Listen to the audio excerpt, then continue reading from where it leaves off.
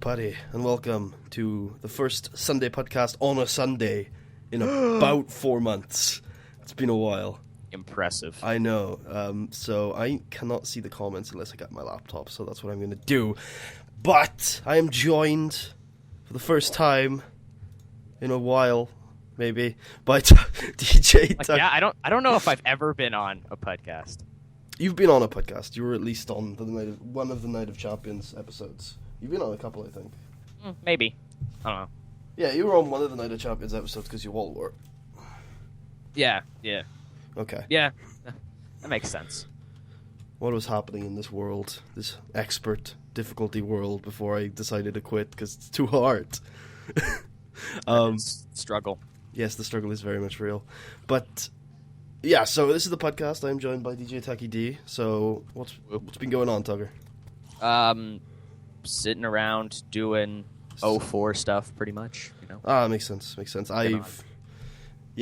So we'll start things off by saying that we're obviously big TEW players, and this week, let me just figure out what was my original world that I was playing recently. I think it was that one. TEW 2016 was announced this week. Am I correct in my memory there, or did I imagine that one? Yeah, it was announced this week. Okay, I thought I was imagining TEW being released this week. Oh, I was being announced this week. I mean, I didn't know if you were confused on the release date. I was like, what? Yeah, I was like, oh, wait, was it released this week, or am I just imagining things? Yeah. But sorry, announced. I keep saying released. I think. Yeah. I said released too. Yeah. It's not released. You need to put like a disclaimer somewhere. Yeah, it's not released yet, so it's oh god, that was a mistake. It's quarter two release. So that's if I remember correctly, somewhere between April and June. Yep. So, God, me in this world. So that's basically what spurred me on this week. I'm not sure about you, but I've been playing a lot of my Road to Glory because I think that's what I want to. That's one of the two things that I want to get done before I ditch TEW 2013. Although knowing my history with simulators, I would not be all that surprised if I end up returning to TEW 2013 by the year's end, because that tends to be something that I do. Yeah, because I never played 2010. I wasn't around for the jump from 2010 to 2013, but I was one of the people who thought 13 was a big step up, but I know there are people who still prefer 10. For a lot of reasons, I still prefer EWR in a lot of ways. I hear that a lot. Yeah. I don't know. It's a lot more intricate as I can't speak. You know what word I mean to say. I can't say words. Yes. Okay. The detail just seems there more, you know? That I can't talk today. Indeed. It's like a podcast in which you're meant to talk. I can't talk. So the other thing that I've been thinking about, but I haven't actually done any booking on yet since the announcement, was MAW. I really want to get to Global, which I checked. I thought that's what you meant when you said Road to Glory. No, Road to Glory is my. I don't know if I told you I've been doing that with Dave, but it's just a it's a Road to Glory. You create a character, and I got It's a Road to Glory. Oh, I have no clue what that is. You create a character with a limited stat points, and then you put them in a backyard fed, which is a local fed with 0, 0, 0, 1000. And then the aim of the series is to get your character to a 95 or higher match in a national or higher fed. And I had my backyard fed, which was NWF, that I based on my real life backyard fed, and we had a bunch of really cool Welsh kind of based pay-per-view names, and I grew them till I was at regional with them, because the rules of the rules of the Road to Glory are that you can only take a job with a promotion that's one level above yours. Right. So I grew them to regional, and this is my second attempt. My first attempt, I quit NWF after 2 years to try and find maybe a Mexico job or something, to learn Lucha Libre or something, and I spent 3 years unemployed. So I restarted. Damn. And didn't leave NWF until I left with I think it was average reputation, couldn't get a job at all for 3 years. I had a high reputation. Guess who offered me an owner position? South of the border? I don't know. US Pro. Oh, Yeah, wow. US Pro were in the shits. Right. As they do. Yeah, well, they were worse than usual. They had every main eventer on time decline aside from Jumbo Jackson. Nicky Champion gone. They did have Bruce the Giant and Tyson Bane in decent positions, but it was awful. I've done 4 retirement matches in 3 months. I've been booking them for like 6 to 9 months now, and I just finished their July 4th show, and I finally replaced their main event scene with some younger talent like Rocky Golden, who I've branded King Rocky, and I've got Dawn the cheerleader, who's like at A's in Overness because she's been in an angle with Randy Bumfo, who's basically my Daniel Bryan. He won the title on July 4th, and he's got A-star Overness across the US. Most of it's 100s too. I always thought of the Bumfuls as more like the two halves of Dolph Ziggler. I mean, that makes sense, but like, I didn't mean him to be. I just like had him. It just happened. Yeah. Like, okay. I jobbed him to like Jumbo or something, and he ended up with like 90s A's pop. So I was like, oh, well, might as well push him then. Yeah, and then I had the whole like it was him and Mainstream Hernandez getting kept down by the Authority, which is Don the cheerleader, who I've branded Don from accounting, and King Rocky and Jumbo. That's like the big heel stable, and now I got Randy as the champ. I'll probably transition it over to King Rocky now, and have something with that. I don't know exactly what I'm doing yet, but my character is doing pretty well for himself. He's not quite over yet, and I wanted to give it about 6 years so I can go back down to a middleweight and then back up to a light heavyweight, because I'm currently at, I think it's 79 star quality. So if I could edge into that B+ before I get my mega push, that would be great, but 6 years is a long time to wait for it. But I'm now Audi Flash, the brother of Steve Flash, and we're in a tag team.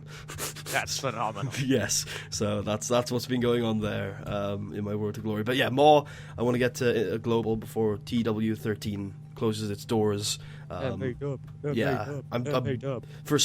Quick, if anyone's watching this who watches MAW, I'm quick. I'm not going to spoil anything about storylines or characters, but I'm about to spoil where we are size-wise. So in 2022, January, we've got national in Canada and national in Mexico, so all we need is the 77 importance in the US, and we're 77 importance in 6 regions, and in 2 regions, one of which by the way is ironically the Mid-Atlantic, we have 76. So we're just waiting on either importance changes there or one more point of pop in each of those. So I'm hoping that we can get that done, because obviously it's very rare you get a regional importance situation in the US that even allows you to go global. Like, sometimes the regional importance just doesn't even let you do it, yeah. So, we're hoping we can get that done, and then if that's true, if that happens, then WrestlePalooza 6 will be the last show. I'm going to go shut my dog up, so... It's fine. I haven't heard them, but sure. Hold your own. So that's part of the... That's what I've been doing recently. 1 second, sorry. I want to get the comments up. I know there's probably not many of them, but I want to get them up so I can read them. Microsoft Edge, their replacement for Internet Explorer. Oh god. Last time I opened this laptop was ages ago. Sorry guys. But yeah, that's what I've been doing with TEW this week, which I guess we can talk a little bit more about later. But I'm back in university now. I moved back up here on Friday, and I'm back up and pretty much settled now. Today is hopefully getting my sleeping pattern sorted day, because it's currently about, what is it? It's almost 6 o'clock, and I'm hopefully going to stay up a couple more hours and then vamoose to sleep. So, yep, that's my life update, Creator Studio. In terms of games I've been playing this week, it's... oh, God, what the hell? Possessed Armor. Hey, dude. Hello. Yeah, I just finished up the TEW stuff, and I was talking about what I've been doing this week, because I'm back up in uni now. Right. But I was going to move on to... I've been playing Undertale this week. For those of you who caught the stream I did the other day, you'll know that I bought it and started streaming it. Just the first, 3 hours of the game I think I streamed, and then I played the rest in my own time. it's real good. I was expecting it to be real good, but it did surpass my expectations in a way. It's real good. It's definitely up there with Earthbound. Whether it's better or worse, it's hard. Yeah, I know. It's hard to say. It's just so great. The story it tells is just so great, man. The gameplay is probably better than Earthbound, but I wouldn't say it's better than Mother 3, which is something that a lot of people don't even factor in Mother 3 when they're talking about these things. I do it sometimes because it was never released in English. But obviously I've played the English translation, the fan English translation, and I would recommend if you played Earthbound and liked it, you should certainly seek out the English fan translation of Mother 3 because even if we do get it's unlikely that we're going to get a proper translation this year, even though it's more likely than it's ever been, because they released obviously Earthbound in 2013 and they released Mother 1 almost miraculously last year, which I know I was hugely surprised that they did that last year. So there's all the chance in the world that they do release Mother 3, but it's a lot less likely than any of the others because they've never translated it. With Mother 1 they had a translation they never released. And then with Mother 3, they've never translated it. It's Tomato who did it, and he's offered it. He said, look, I will give my fan translation to Nintendo for free. I will even edit it to make it appropriate and stuff if they don't like things about it. And I just don't see them doing that. That doesn't seem like their style. Yeah, we'll take a fan translation, but it's more likely than it's ever been. But I don't think it's doing. So I would seek out the Mother 3 fan translation and just read that and play that. Because it's great. Or check out Chugga Conway's Let's Play of it. But that would be Nintendo, right? Yeah.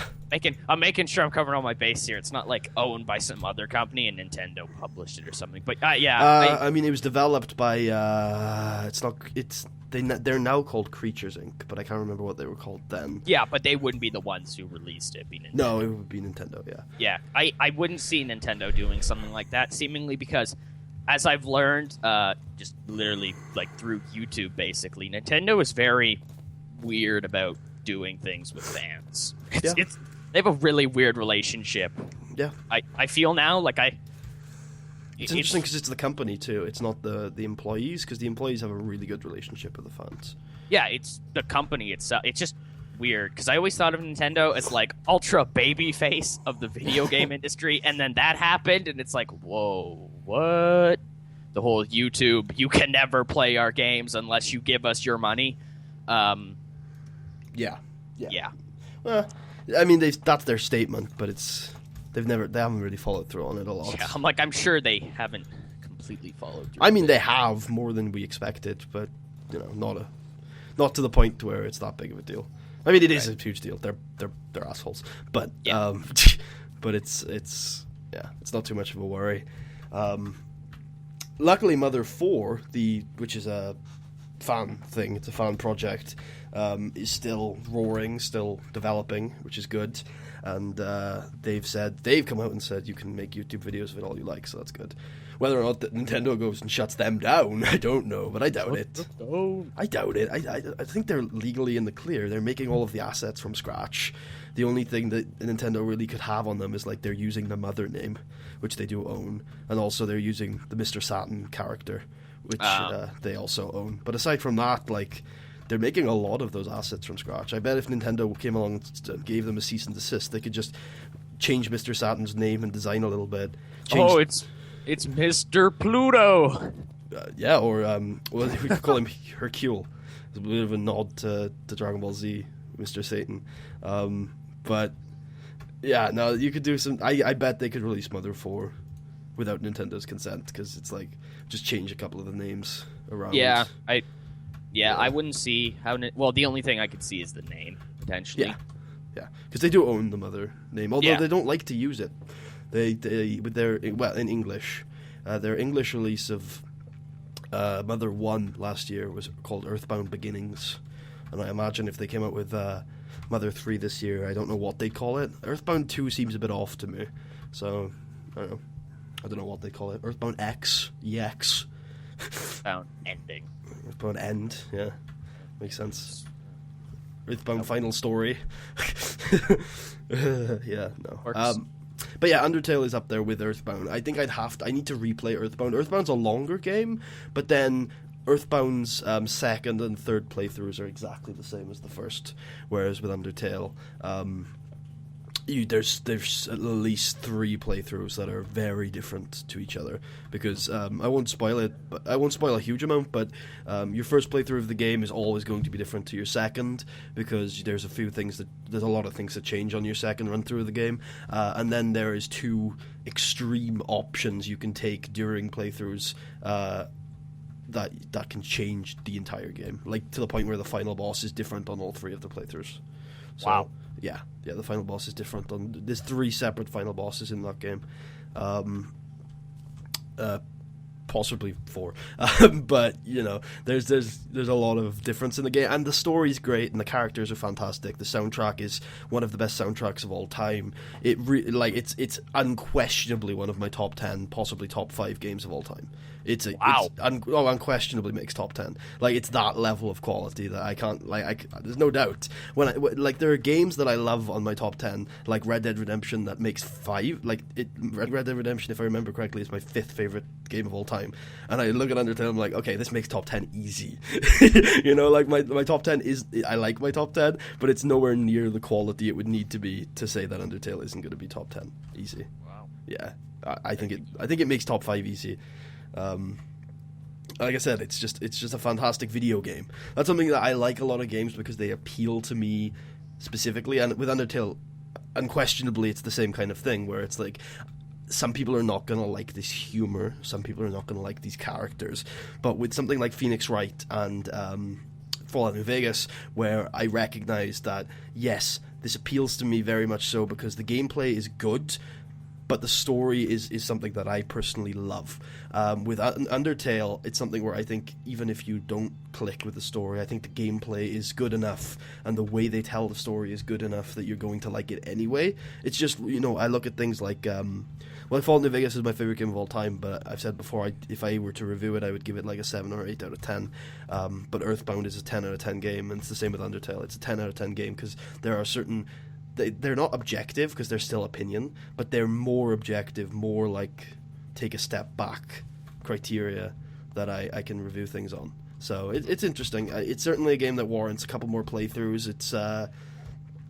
It takes a lot of nods from visual novels in the way its repeat playthroughs happen, I think, and that isn't something that clicks with me, but it's certainly so Earthbound inspired. It's not even like it's the final boss is the original final boss is bonkers. It's Gygas level of bonkers, and there are presents in the game with items in, like that's a direct reference to Earthbound. The style is obviously Earthbound. It's so inspired by it, and it's like, yeah, you're the first game, in my opinion, to really live up to that legacy, and it's a really good game. Ooh. Iceman says Red Dead Redemption 2 is coming. Hopefully, maybe. I don't know. Like, it's weird. I like the game a lot, and I think there's a lot you could do with Red Dead Redemption 2. But the story it told was so, like, you just about hit it. Where it's like, Rockstar, I don't trust them to make a good game. But they actually hit it twice. It was Red Dead Redemption and Bully, to a certain extent, is like the 2 times where they really hit it with the storytelling that they managed to tell. I wouldn't trust them to make a Red Dead Redemption 2. But, I give them the benefit of the doubt. I buy the game, probably. I've been talking for a while. What games have you been playing? Anything other than TEW this week? I've been playing Fallout 4 off and on. Thoughts? It's good. I like it thus far. Of course, I'm not going just straight through the story, because I think you say that in your review. You basically went for the story and then... First act I did, obviously. Yeah. Second act, when the story kind of stops being as urgent as it is in the first act, you kind of start wandering. Yeah, I've kind of like given up at a certain point where I'm just kind of like, blame you. I didn't even. I'm not even through the first act yet. I'm literally just like, and then I've just gone off and done a whole bunch of different side quests.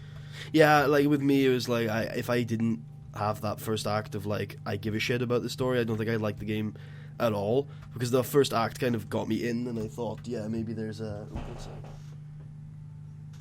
Iceman too has posted some weird symbols in my chat. But no, yeah, I think if I didn't like that first act as much as I did, I don't think I would have enjoyed the game at all, because that first act kind of let me made me give it a chance.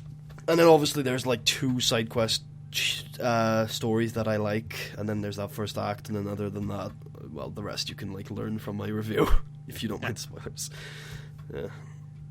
I know it's hard to talk about things without spoiling them. Yeah, which is why I just like to give warnings and then just spoil things. Especially with a game that came out 3 months ago. Yeah, I know. So I was talking about it over there. I was trying to like think about what I was saying before I said it. Like, okay, don't say anything that relates to A and B. Mm-hmm, yeah. And C. And C. Yeah. Well, D. A little D's bit of D. also. A little bit of D. D's important. D and V are very important. Oh. Otherwise than that, I've been basically playing the exact same games that I've played all year. Sure. NBA 2K16 and WWE 2K16. I've thrown in Battlefront in there because I love Battlefront. Wait, in your big Christmas video game haul, did it include The Witcher 3? Yes. Okay. Have you played that yet? I have. I don't really like it. Really? Like, I don't know. You're the man who defended Fallout 4 to me the other day by saying you enjoyed open world games, and that's like the open world game. The combat is weird. Okay. I'm like, it's weird. I've never played, and it's maybe because I never played any of the Witcher games beforehand, and I'm really lost with the story because they kind of just throw you in. But I'm just not interested. I'm like, I don't care. I've got to like kill a griffin or something, and I'm like, I don't care to kill it. No, I don't want to do this. I'm like, I don't care. I'm like, this griffin can kill all these people. I would give no damns. That's the way I feel about Fallout 4, though. It's like if I don't do this, then nothing's going to happen. like unlike with certain games, I bet in Witcher 3, if you don't kill that griffin, I bet a bunch of people die. I bet that does happen. Yeah. Whereas in Fallout 4, you could wait like 2 in-game years to defuse a bomb, and they're like, it's still ticking.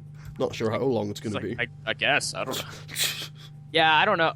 Fallout, games like Fallout itself, they lack the urgency that they need, but I feel like if they had the urgency, it would fail at all. Like, I actually feel like with Fallout 4, like, compared to 3 and 2, it has, and even New Vegas, that first act, to me, although the universal opinion around the internet disagrees with me on this one, that first act has more urgency than Fallout has had since 1, which 1 had a lot of urgency. But aside from that, it's been very much romp around the wasteland kind of thing, even if Fallout 3's romp was a little darker. But like 1 actually had urgency. It was like, yes, you need to go and get this stuff, and it had legitimate urgency. And like in any other Fallout game, if you didn't do your shit in the time in Fallout 1, those people died. So I was like, yeah, like you actually have some urgency in 1. But the first act for me, obviously we won't spoil why it has urgency, but I thought the first act did have urgency. But nothing else in the game does. I could completely, if I played it blind, I feel like it would, but I've known the story for like since the game came out. And I really didn't play Fallout 4 for the story. I played it just to, run around in a post-apocalyptic world doing whatever the hell I feel like, which is mostly shooting. See, that if I was going to do that, if I was going to just run around in a post-apocalyptic world, I think I would pick Rage, because it's just prettier. It's just prettier. It's a prettier world. It's more post-apocalyptic, grimy. It's got better color scheme to it. Yeah, Actually, something, speaking kind of style and stuff, I've always said this about why because I only have played 2 Fallout games, 4 and 3. And I like 4 so much better than 3, because in 3, the entire time, I felt like if I saw any enemy, it would kill me, no matter what level. It felt, and I will give it credit to this, because it kind of feels like, how a post-apocalyptic world would actually be. I felt terrified of everything. In 3 or 4? 3. Okay. 4, I'm like, I stroll up to like, I don't know, 50 death claws. I'm like, What difficulty are you playing in? Oh, I don't know, normal. Huh. Because I feel like 4 is like just as hard as 3. Like there's some more headshot modifiers in there. There's a lot of hostility in the wasteland. Yeah, I wasn't talking about difficulty. Difficulty, I couldn't really compare because I never spent that long with 3, really. But I It don't know. just I felt like the felt world. dark. The world is certainly a little bit more lighthearted, but everything's still out to kill you. Like you can't talk your way out of many problems, which is unfortunate. Yeah. Like most of the map is still hostile, which Very is true. like that's not what I want from it. Well, it's not an RPG, so I should stop complaining. It's the weird thing. You've played the 2 Fallout games that aren't made by the people who made Fallout. Very true. Yeah. Yeah, because I never played the originals. I kind of You should pick them up on Steam. Whoa. That's a whole genre-defining set of games. I have Undertale, but I've never played it. Yeah, I mean that's obviously a different kind of RPG. Well, yeah, I wasn't meaning it like that. I was just, I don't know. Actually, I have no clue why I said that. I guess I was trying to tie it back in from earlier, but it doesn't relate to now, so I don't know. I mean, like the thing about you can compare Undertale to the original Fallout in that choice actually matters in both games, and Yeah, they're there you both go. RPGs. It's just one is a Western RPG and the other one is a RPG that was made in the West, but is very much Japanese influenced, very much so. Yeah, I can feel it just by watching it. I can feel the influence. Oh yeah, I'm like, yeah. I don't know what that noise was. It's like I don't know what to call that genre because it's not a JRPG. Because a JRPG is Final Fantasy. That's what a JRPG is. Lots of grinding, turn-based combat, but it's kind of like the JRPG Lite, the Nintendo style JRPG that we had because we've had a lot of them. Anyway, yeah. I played what else? Oh, I played Hearthstone this week. It's the 10th. So the season didn't reset this week, but it started to settle down this week. So when Hearthstone resets, all of the players who were legend, because there's 25 ranks on the ladder, and then there's a legend rank above that where you compete against people for like an exact ranking. So instead of being told you're in rank 1, you're told that you're the 3rd best player in the region, or stuff like that, or 230th or something. So I was playing. So what happens at the end of the season is that everyone gets reset. Not everyone starts at rank 25, but everyone starts somewhere between rank 25 and 15. So the best player in the region is playing at rank 15 on the first of every month. So it's like you see some much better players down at the lower ranks of the ladder towards the start of the season, which is why ranking up is much harder at the start of the season because people who should be at rank 1 are back at rank 15 because they haven't ranked up to rank 1 yet. So that's why the meta at the start of the season is super fluctuating because like you're playing legend games at rank 20 or something. So I struggled obviously at the start of the season, but I wanted to do some testing of decks for later because obviously last week of the season I'm probably going to do my ranking as I do every season, and I don't want to play Demon Handlock again this season because I love it, but I've also got a lot of new cards, so I thought I'd experiment with some of my tried and true classes like Warrior and Paladin towards the end of the month. I also did a little bit of rogue stuff, and for the first time ever I feel very dirty. I played Hunter. Ugh, hate it. But yeah, I did try some Hunter out. I don't like it. I'm probably going to end up playing Patron this month, but I haven't done any ranking on it yet. But it's fun. I bought some packs towards the end of last month, so Hearthstone's been a fun little experience this month. I know you refuse to go back to it. I know. I played it for a little bit, never really got into it. Kind of just dropped it, walked away. It's like, Disgraceful. It's great. It's fantastic. Probably because I don't know if you have to get to a certain level in which most of this stuff opens up, but like all I did was just play random games and then was super like, okay, this is weird and dumb. Why am I doing this? You gotta like card games, obviously, and you gotta like CCGs too. But it's a great digital CCG. If you were that kid at the game store when you were younger buying packs because you just loved opening them, is what I was. So I enjoyed Hearthstone. Alright, let's see. Are you hyped about TEW 2016? Yeah, I'm hyped about Cornellverse 2016.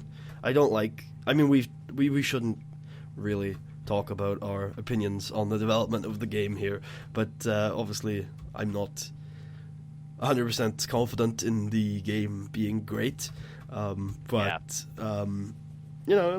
It'll be I love the Seaverse, and I think it'll be a good world. And if push comes to shove, I can always convert the Seaverse 2016 to TW 2013 anyway. So Yeah, I'm pretty scared overall of just. I'm not scared because we've got to the 2013.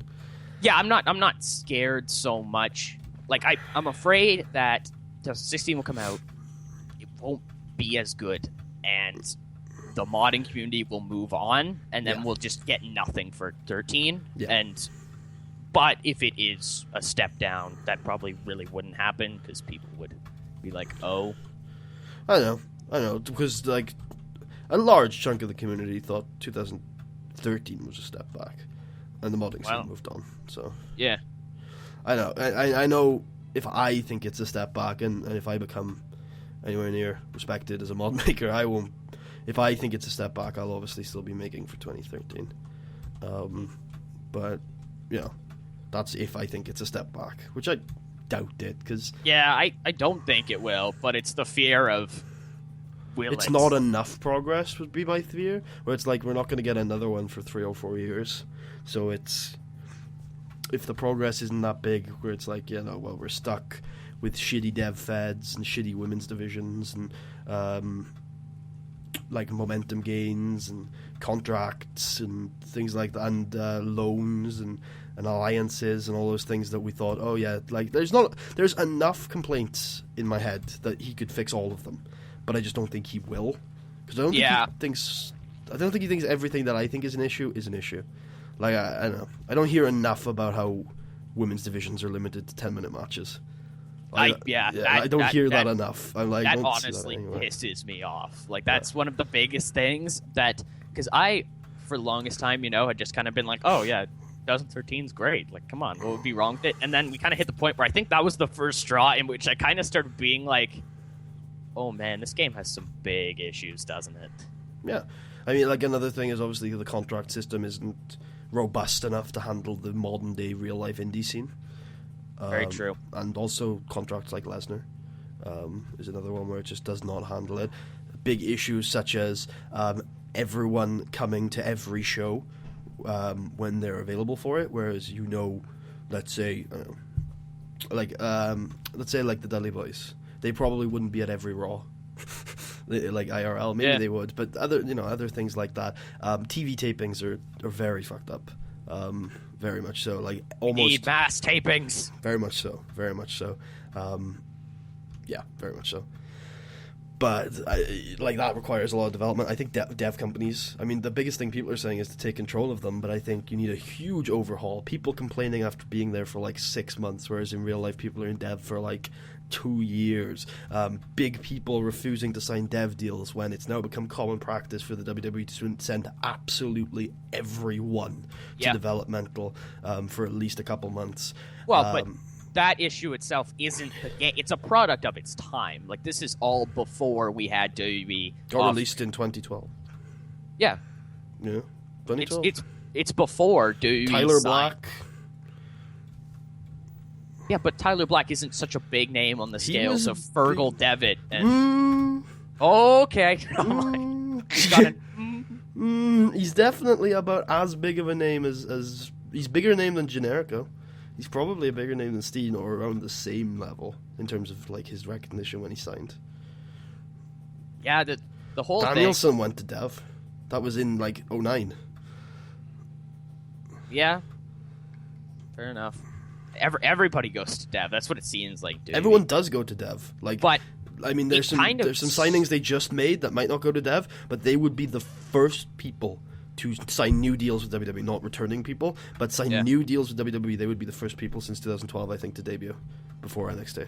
And that kind of sucks too, because I miss the whole. I miss debuts like TNA. Like I'm gonna mention TNA because when they did their whole thing for Mike Bennett, the miracle! It was the first time in a long time where I was like, weren't you super disappointed when it was Mike Bennett though?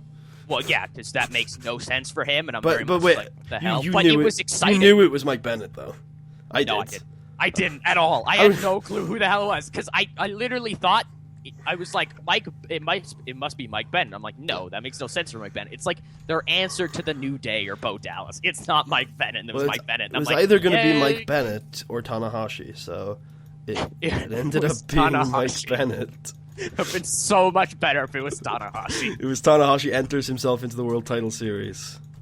I had this image of Dixie Carter like, oh, there's a washed up wrestler on the scene whose contract expires at the end of the month. Sign him. Yeah, it was amazing. I'm gutted that they waited until the tapings to debut him though. They should have done it on the live show. Wait. Tanahashi? Yeah. Oh my god, he's with them now? Spoilers for everyone who doesn't want to hear them. Tyrus turns on EC3 and helps Tanahashi win the world title at the recent tapings.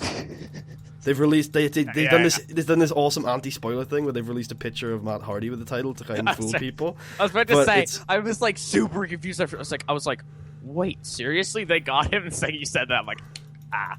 No, seriously, they have Tanahashi. He's the TNA world champion right now. Can I mention something? Picture of Matt Can I mention that they had at one stage in July they had Bobby Lashley win the world title in front of a live crowd just to turn around and say no, that never happened. Can I just point that out? Yay! Because Bobby Lashley won the TNA world title series with a title. Then again, I shouldn't really say lol TNA to that because NXT did the same thing in July. Well, around about the same time.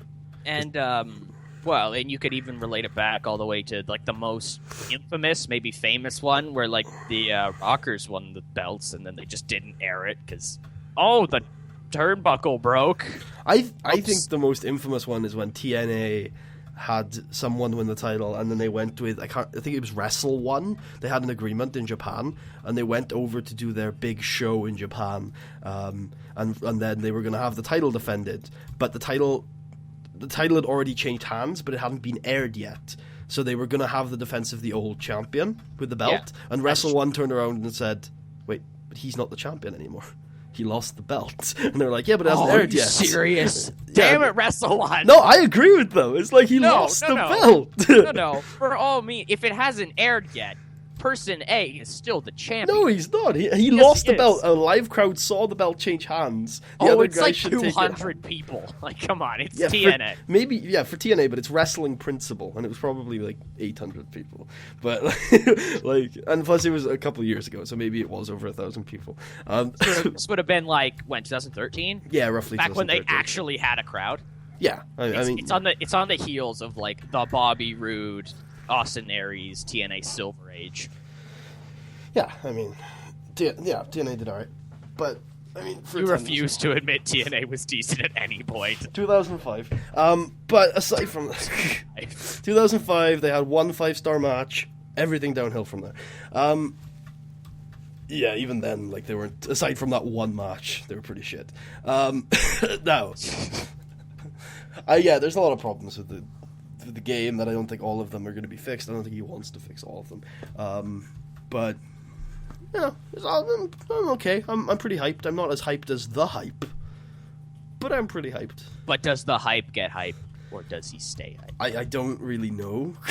You'd have to ask Sam Strong, who's probably aware of that. I was about to say, I'm like, who gave me that question? Because I love it. It's still like the best question ever. Was it you? Maybe I don't remember. No, I think where did the question come up from? It was in my Dave stream. But I don't remember whether I said it, you said it, or somebody in the chat said it.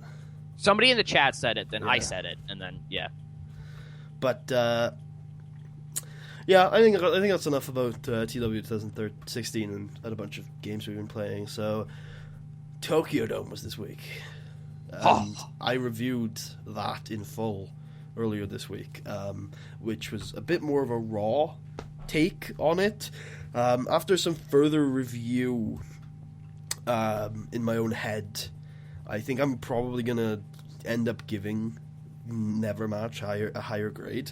I think it's probably like Melt's give it a 4.5, and I saw his reasoning and I was like, okay, Melt. He was like, no, they didn't need to risk their careers with those headbutts. I was like, okay, Melt. Okay, Melt. But aside, like, I probably give it a 4.75. The reason why I wouldn't give it a 5 is because I don't think it's as good as Ishii versus Honma. But I think that depends on how much you care about Shibata and how much you care about Ishii. No, sorry. How much you care about Shibata, how much you care about Honma. Because a lot of people are now looking back at that Ishii-Honma match and giving it worse reviews than they did at the time because of the allegations that come out about Honma. And it's like, yeah, that's fair, but think about the story they were telling at the time and try and separate the character. Allegations. I'm behind in my New Japan drama. So Tomoaki Honma is currently in the middle of a legal dispute with his wife over domestic violence accusations. Oh, Jesus. Honma, no. Why? But, yeah, I think people have got to, like, separate the character from the real person there and understand that, you know, he still was presented as a really good babyface at the time. And Shibata, as much as we really love him, like as much as we like him and as good as he is, I don't think he's had such a good babyface struggle, because he's a different kind of character, and he's certainly worth respecting and getting behind, but I think he's not, like, especially since he's just a better, like, in terms of in kayfabe, he is a stronger competitor than Tomoaki Honma is. He's less of an underdog. And then the match quality, I think, was identical. I think that in the ring, the actual, like, moves were just, I mean, they were just as good as the Honma Ishii match, but I just think the story was just slightly better. It's the same reason why Daniel Bryanson is one of the best wrestlers in the world. It's just because he can sell you on an underdog story.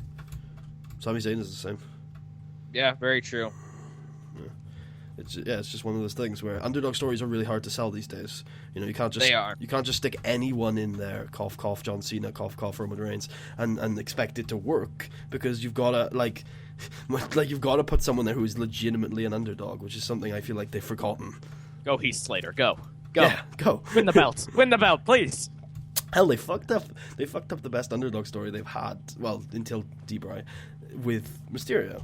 Because it could have been a lot better than it was, but yeah.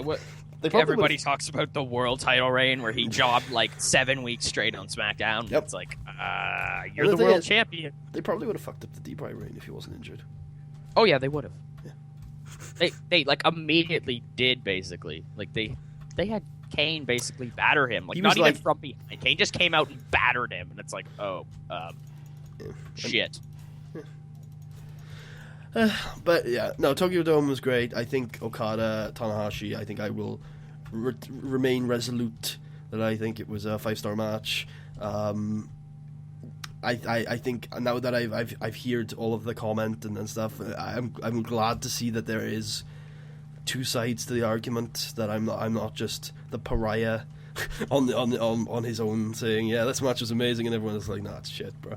But no, there are the conflicting opinions, people saying it was all played out, predictable, and we'd seen the match 1,000 times before, and then some people saying, yeah, it was a great end to the story. I think most people agree that the enjoyment of that match comes from how attached you were to Kazuchika Okada and his quest to become the best there ever was. The best there ever will be. But no, I thought it was I thought there was a really good match too. I thought the story they told was really good. It's my front runner for match of the year. The only disappointment on the card was the Intercontinental title match, in my opinion, and even that, it wasn't even that bad. It was just about what I expected, which is the thing that I saw. Really? 'Cause, like, the only thing I've heard about the Intercontinental title match is that it's insanely good. Like, it's by far the worst main event out of the three of them. Wow, that's by far. That's called an agreement. Wow. Anytime I've heard anybody talk about it, they're like, "Oh, Nakamura Styles art is like the greatest thing ever. 5 stars, 5.7 stars." Oh, it's like, holy shit.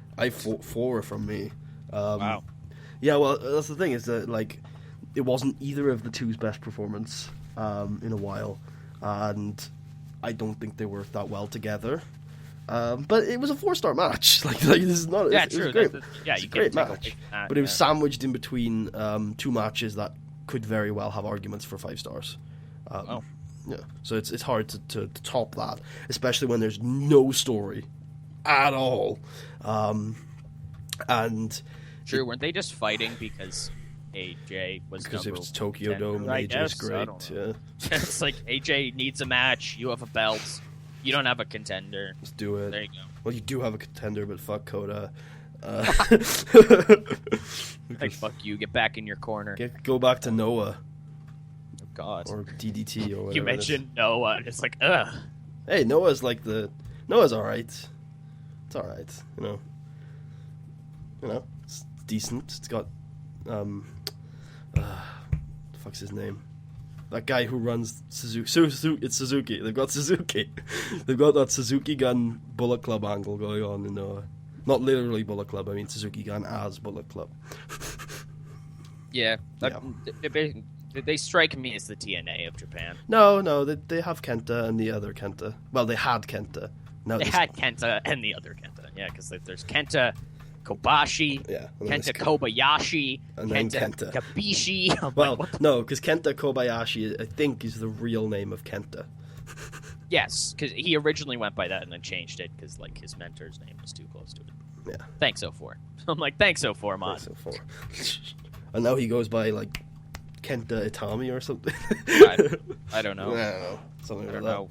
I've heard Can't wait for NXT TakeOver Japan with Naksuke Shinsuke versus Hideo Itami. Yeah. It's totally happening, by the way. Oh yeah, it's confirmed. Yep, for the NXT Intercontinental Championship. Actually, where do you think Nakamura goes? NXT or the main roster? Here's the thing. I'm thinking. I thought that obviously Nakamura goes to the main roster, or not main roster, NXT, because I think all four of them do. They'll use him better. B, he'll actually learn the sports entertainment style unless he has. I think he knows it better than most of the WWE roster. Okay, I'm like, okay, well then.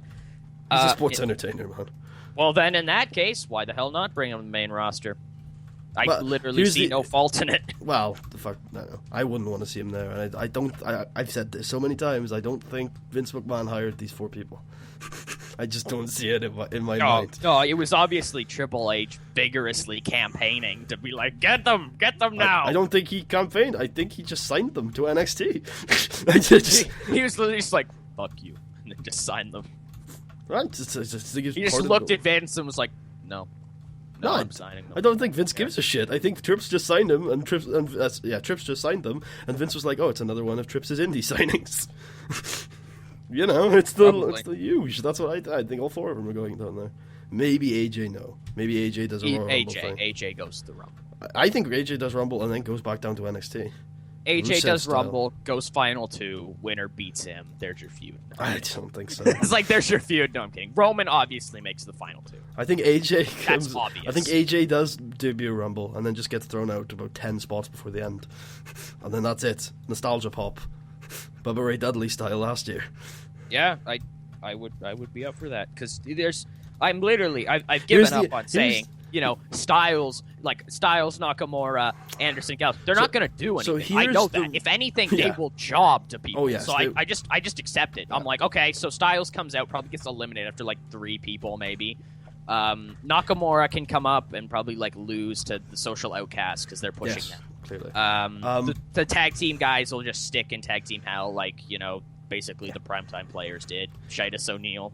But Carl Anderson. And then they'll try to push one of them, and it will. Hey, Carl could work. Carl's a WWE kind of guy. Yeah, Carl has the look, but Doc Gallows. Yeah, Carl sometimes has the look. Depends if Carl can be asked. Doc. Basically, with the whole Doc Gallows thing, I imagine if they were to push him on his own, they'd start to push him, and then they'd be like, "Oh wait, you were with CM Punk. Fuck you. We must never acknowledge you again." And then they just fire him. No, they'll get Jesse back, and they'll reform that tag team.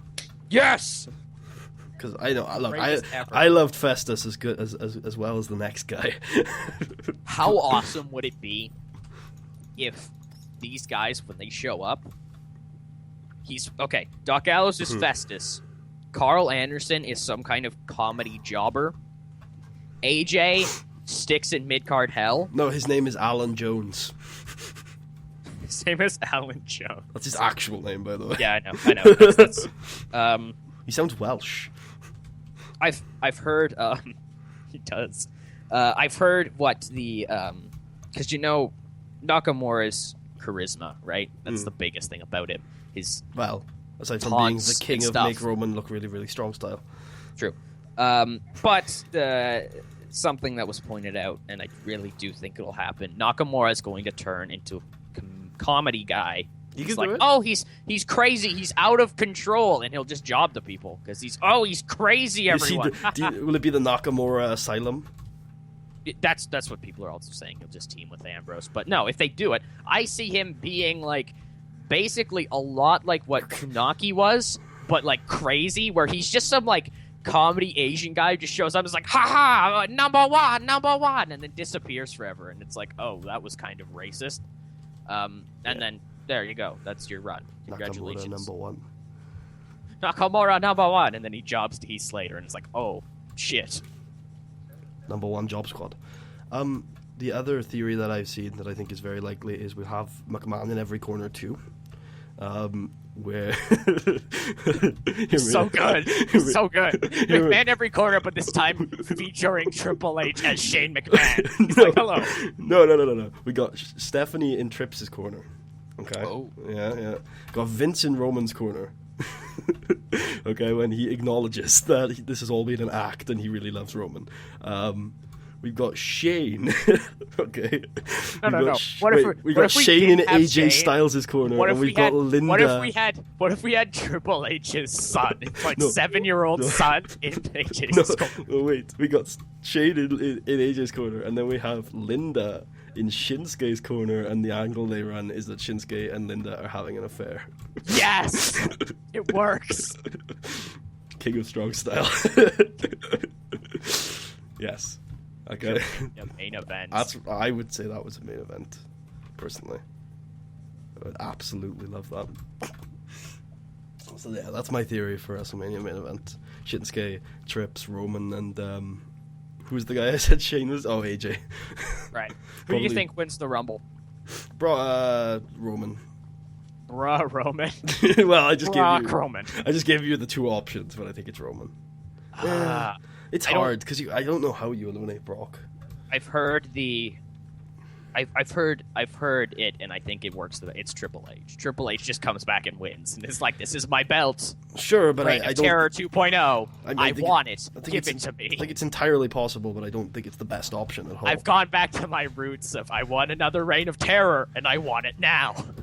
Yeah, well, we've seen that is still the most batshit thing you've ever told me I've said, where I was like, I want another Reign of Terror. Want it. Well, when you just said that, I thought back and thought, oh, here we go again. No, we've seen over the last 2 years that there's no way that man can main event at this age, in any shape or form. He was carried to a very good match 2 years ago, and then when he was put up against someone who isn't quite as good, well, actually no, isn't very good at all, he had a very, very bad match. I know the Curtis Axel match just ended really terribly. Yes, I meant the Sting match, but sure. But Trips Roman would be a disaster, and I think at Mania. I mean, sure, do it at the Rumble, but they can't now, obviously. But well, you could also say that the Sting Triple H match didn't work because of his booking. It made no sense. Sure, but the booking was the only thing that saved it. If they the entire time for the build, they were like, by the way, this isn't WCW versus WWF. You get to the thing, and it's WCW versus WWF. And then afterwards, Triple H wins by hitting Sting in the face with a goddamn sledgehammer, and then Sting shakes his hand afterwards. What the like? Are you the dumbest person alive, or are you just ultra babyface? Well, like I said, the book, they couldn't have done a normal match because of the two guys in it. They had to do some sort of overbooking bullshit because Triple H tore both quads. Seriously? Well, did you see? I don't know if he tore them, but go back and watch the match again. And about halfway through, look at his back of his legs. There's two huge bruises on there that weren't there when the match started. Yeah, I did notice that. I noticed one of them during the Mania, the live thing. Yeah. I was like, oh god, Triple H tore something. Himself. Yeah. Oh god. Yeah, and obviously that's not good. That's not good. Yeah. And then Sting went on to have the exact same run that he pretty much would have had if he came in 2002. So. Nah, I think he would have had a much better reign in 2002 because he would have been a much better wrestler. Very true, but they would. And moreover, maybe. Rips anyways. He would have ended up jobbing to Trips. Yeah, but maybe he would have done it at a prime age. I tell you what would have been better. The ripe age of 43. Imagine Sting coming in 2002 and getting destroyed and retired by Brock Lesnar. They've been so good. Yeah, nuclear heat. Yeah, I've never seen anything done like that before. You know. you just have an icon get destroyed by, like... Brock. Brock, yeah. It's gotta be Brock. It can't be anyone else, because his push can never be repeated, ever. I have a lot of faith in Banter Baron to do something similar if he bulks up a bit. I mean, not the same, because Brock is just an absolute, like, And freak. Who? Banter Baron. Big Banter Baron. Indie killer. Go back to ROH. I'm like, what? You do know who I'm talking about, right? No clue. You don't know who Big Banter Baron is? No. Unless it's someone you've just made up in like 3 seconds. Okay, No. so at NXT TakeOver there was a sign called Big Banter Baron, and it was referring to... Oh, Baron Corbin. Yes, there you go. I have no clue why I didn't get it. Like, I don't get it. There's no way Shinsuke's keeping his finisher. No, there isn't at all. No. I don't know. Daniel Bryan's finisher is basically the same thing, but we Yeah, haven't seen but Bryan it's- do it in a couple of years. Yeah, but the whole thing is that Bryan's is a little less extreme. vicious. Yeah, because it's It's pretty vicious though when he hits it. yeah, properly. yeah. He's still kicking, kneeing you in the head, Hmm. but Shinsuke's is done in a way where you can see it. Like you can see him Sometimes. Depends who hammer he's- the guy in the head. Depends who he's facing. If the guy's good enough to get hammered in the head, then yeah. But Fale, looking at you. I think Fale took it properly. Damn it! Anytime I try to use my mild New Japan knowledge of Fale is trash. Yes, usually you would go with that assumption, but I think he took it well in that feud where he beat Shinsuke for the IC title 2 years ago. Isn't Fale just a really stiff dude? No, he's terrible. He's not stiff. Oh, God damn it! What is wrong with him? He's a big guy who's not stiff. He's Kali, the great Fale. Yes, he is. He is Fergal Devitt's friend. Fergal Devitt needed someone to carry him on his shoulders, and he called him. And he's still on contract. That's why he's still around. He is. Like, and they push him as this big deal in singles, which is weird because he's not like, he doesn't even have the characterization for it. They push him as a big deal. He just lumbers around the ring smiling. So he's got, like, they push him as a big deal in singles. In tags, he is a joke in kayfabe. Joke. He's not even there half the time, probably because if he was, it would be awful. But in singles, he main events against people like Tanahashi. He's beaten Tanahashi, Okada, and Shinsuke clean over the last 3 years. I do love how right at Dome or whatever, for the never open weight 6-man tag team championships of the world. Not of the world, just of Japan. Oh. Bullet Club is like, all right, new title, we got to win this. Who do we send in? Fale, Tama, and Takahashi. Well, everyone Our else was, A squad. everyone else was booked. So they're like, I guess you guys can go for it. I don't know. They had to send their A game to the junior heavyweight tag team title matches, which they won, and the heavyweight tag team matches, which they lost, and the IC title match, which they lost. Yeah. Did Bullet Club like lose every match on this card? Except for the junior tag team titles. Wow. So that means like, not even kidding, like 90% of their titles changed hands.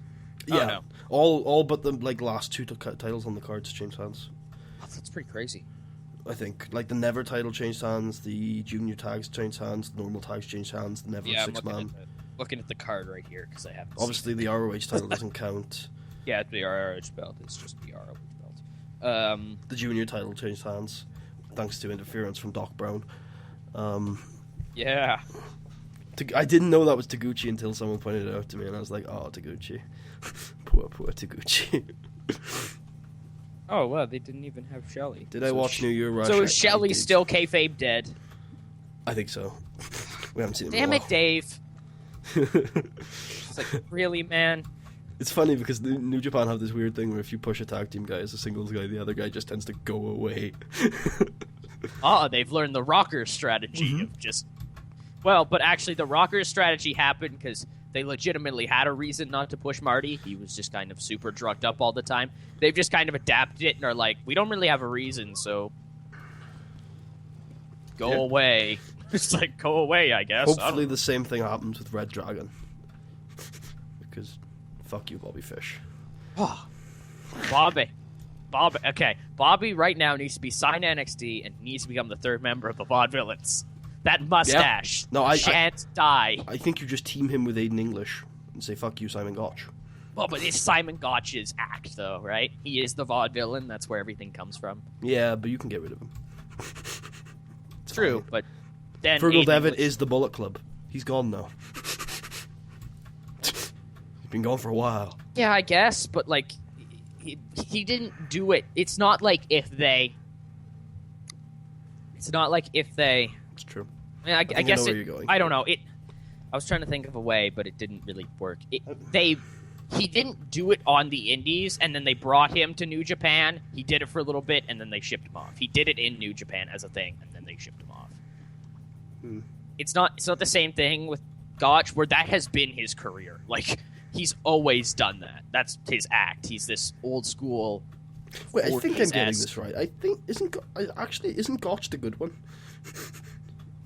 Yeah, I think he is actually. Yeah, Gotch is really good in the ring. English though looks better, in my opinion. Okay, there we go. This is the idea. You push Gotch, you release English and Fish team in ROH. In ROH as the new age vaudevillains. No, just as the vaudevillains, and then you like say, "Come on, WWE, come at me." And you're like, come on, And then, sue me. WWE's like, "No, it's the vaudevillains. We don't give a shit." You're like, no. But yeah, no. Have you seen the newest New Japan TEW stuff? TEW stuff. Yeah, from Nick and Swirly. Oh, no. I just finished watching up their TNA stuff, and now I've kind of moved on to catching up on what I missed. In Fish and TNA. chips is fish and chips, man. Fish and chips. That's Bobby Fish, and that's. Trying to think. No, Fish Tacos was a different group. Yeah, it was Fujita. Right. Alright, so, how long have we... Yep, okay. Have I talked about everything in the title? Just to make sure. Yeah, we talked a lot about Tokyo Dome. Tokyo Dome. I thought it was a good show. I thought it was the best. It was either the best or second best Wrestle Kingdom I've seen live. I don't know if it was as good as Wrestle Kingdom 8, because you had a much more well-rounded card with the juniors title being really good on that card. But you had a better main event, in my opinion, because Shinsuke versus Tanahashi for the IC belt isn't the best main event, in my opinion. But, there you go. Still really bitter at New Japan fans for voting that the main event over Naito Okada at Wrestle Kingdom 8. Really bitter. Yeah, I haven't seen it yet, so 7 out of 5 stars. Wait, for the Wrestle Kingdom 8 The entire main event. No, for Wrestle Kingdom 10 itself. 7 out of 10. 7 out of 5. We'll go 7 out of 3. Mm-hmm. I haven't seen it, so 7 out of 3. Mm-hmm. That's what I'll deem the rating. Mm-hmm. Give it the seal of It's hard. I find it hard. fractions that don't make sense. I find it hard to write, to come up with grades for events. Just find it hard. I find it easy with matches because there's a better scale, but with events it's a little harder for me. Aside from that, what other pro wrestling have I watched this week? Nothing much. I refuse to watch NXT again. Yeah, I was so happy to finally start my thing like this, and then you're just like, it's a clip show, and I'm like, Jesus!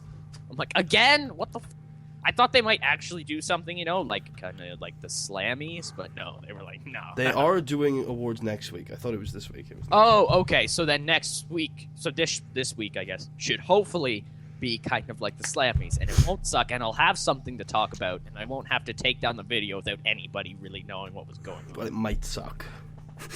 That's okay, I can rip into it, and I'll seem cool. And I'll seem cool because I make fun of things. I have seen New Year's Dash, Lewis Baker. That's when Kenny turns... when AJ gets turned on by the Bullet Club. And Kenny Omega is being set up for an IC title match. Kenny! Yeah. That man is ready for the IC title, bro. He's going to beat Shinsuke on his last day. Who was it? Who's coolest Jedi? He always said that Kenny would do something. And I was like, no, he won't. I knew. He's been primed for that heavyweight push. Well, the second he got the beard, I was like, this guy is going to be a star. But before he had the beard, I was like, jobber forever. As soon as he got that Bullet Club gimmick, I think he... Yeah, I basically opened my eyes. I'm like, oh my god, you're more than just that comedic guy who does like the Street Fighter moves. He's mostly that guy though, Sure. which is great. And now he's going to be the freaking second from the top on the freaking card. Ah. It would be really interesting. He's going to ruin the IC title belt, though. If they literally just did the angle with him, where he's kind of like this guy who does his Street Fighter moves, and he's kind of like a geeky loser, but he leads the Bullet Club, this stable of badasses, and it's like, yes, the badasses that include Tama Tonga, I'm like, but now Bad Luck Fale, Yujiro Takahashi, and the Young Bucks, as well as Haku, who I think should be the new leader. Haku? Haku. Fucking Haku? Haku was on Tokyo Dome. As in Mang? Yes, as in Mang. Mang! Meng is an honorary member of the Bullet Club, and there are theories like going Jeff around Jarrett. that Jeff Jarrett. yes, except we might have some more permanent stuff because there are theories going around that to replace Doc and Carl, we're going to have Sons of Meng coming in, Bullet Club stuff. Boom. It's gonna Sons be of Meng. Yeah, it's like Camacho and someone else. I forget, but they're like I think they're his actual sons, but I'm not sure. But that's their tag name on the indie. They're Sons of Meng. So hopefully we get more. Yeah, hopefully we get King Haku as a real thing. Part of the Bullet Club. He just kind of like strolls up. He's like, I mean, he wrestled. Oh, wow. He was in the New Japan Rumble along with some other 70-year-olds. Yeah, but that's a Royal Rumble. Yeah. God Yado damn. won it. Yeah, I saw that. He's friends with the Booker, you see. Yeah. A tag team with the Booker. Yes. I was trying to say, I'm like, he's in a tag team with the Bookers. It's Grado and yes, Grado. No, Books. Grado. Books New Japan. That would explain so much. He's like, I have no clue what to do. We're going to push Okada. He's like, AJ Styles, you're leaving, I guess. So, Kenny, you. I like, just what? like to think Grado backstage at New Japan with Yano, just straight up book.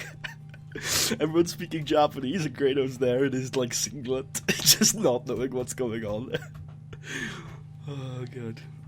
No, but Yado came out with this famous Japanese singer, and yeah, he won. So no surprise there. Takahashi had the wrong girlfriend. He did not bring Mayu-san. Oh. Very disappointed. He brought some rando. Damn it! I remember. The only thing I remember about Takahashi is that I thought his girlfriend was good looking.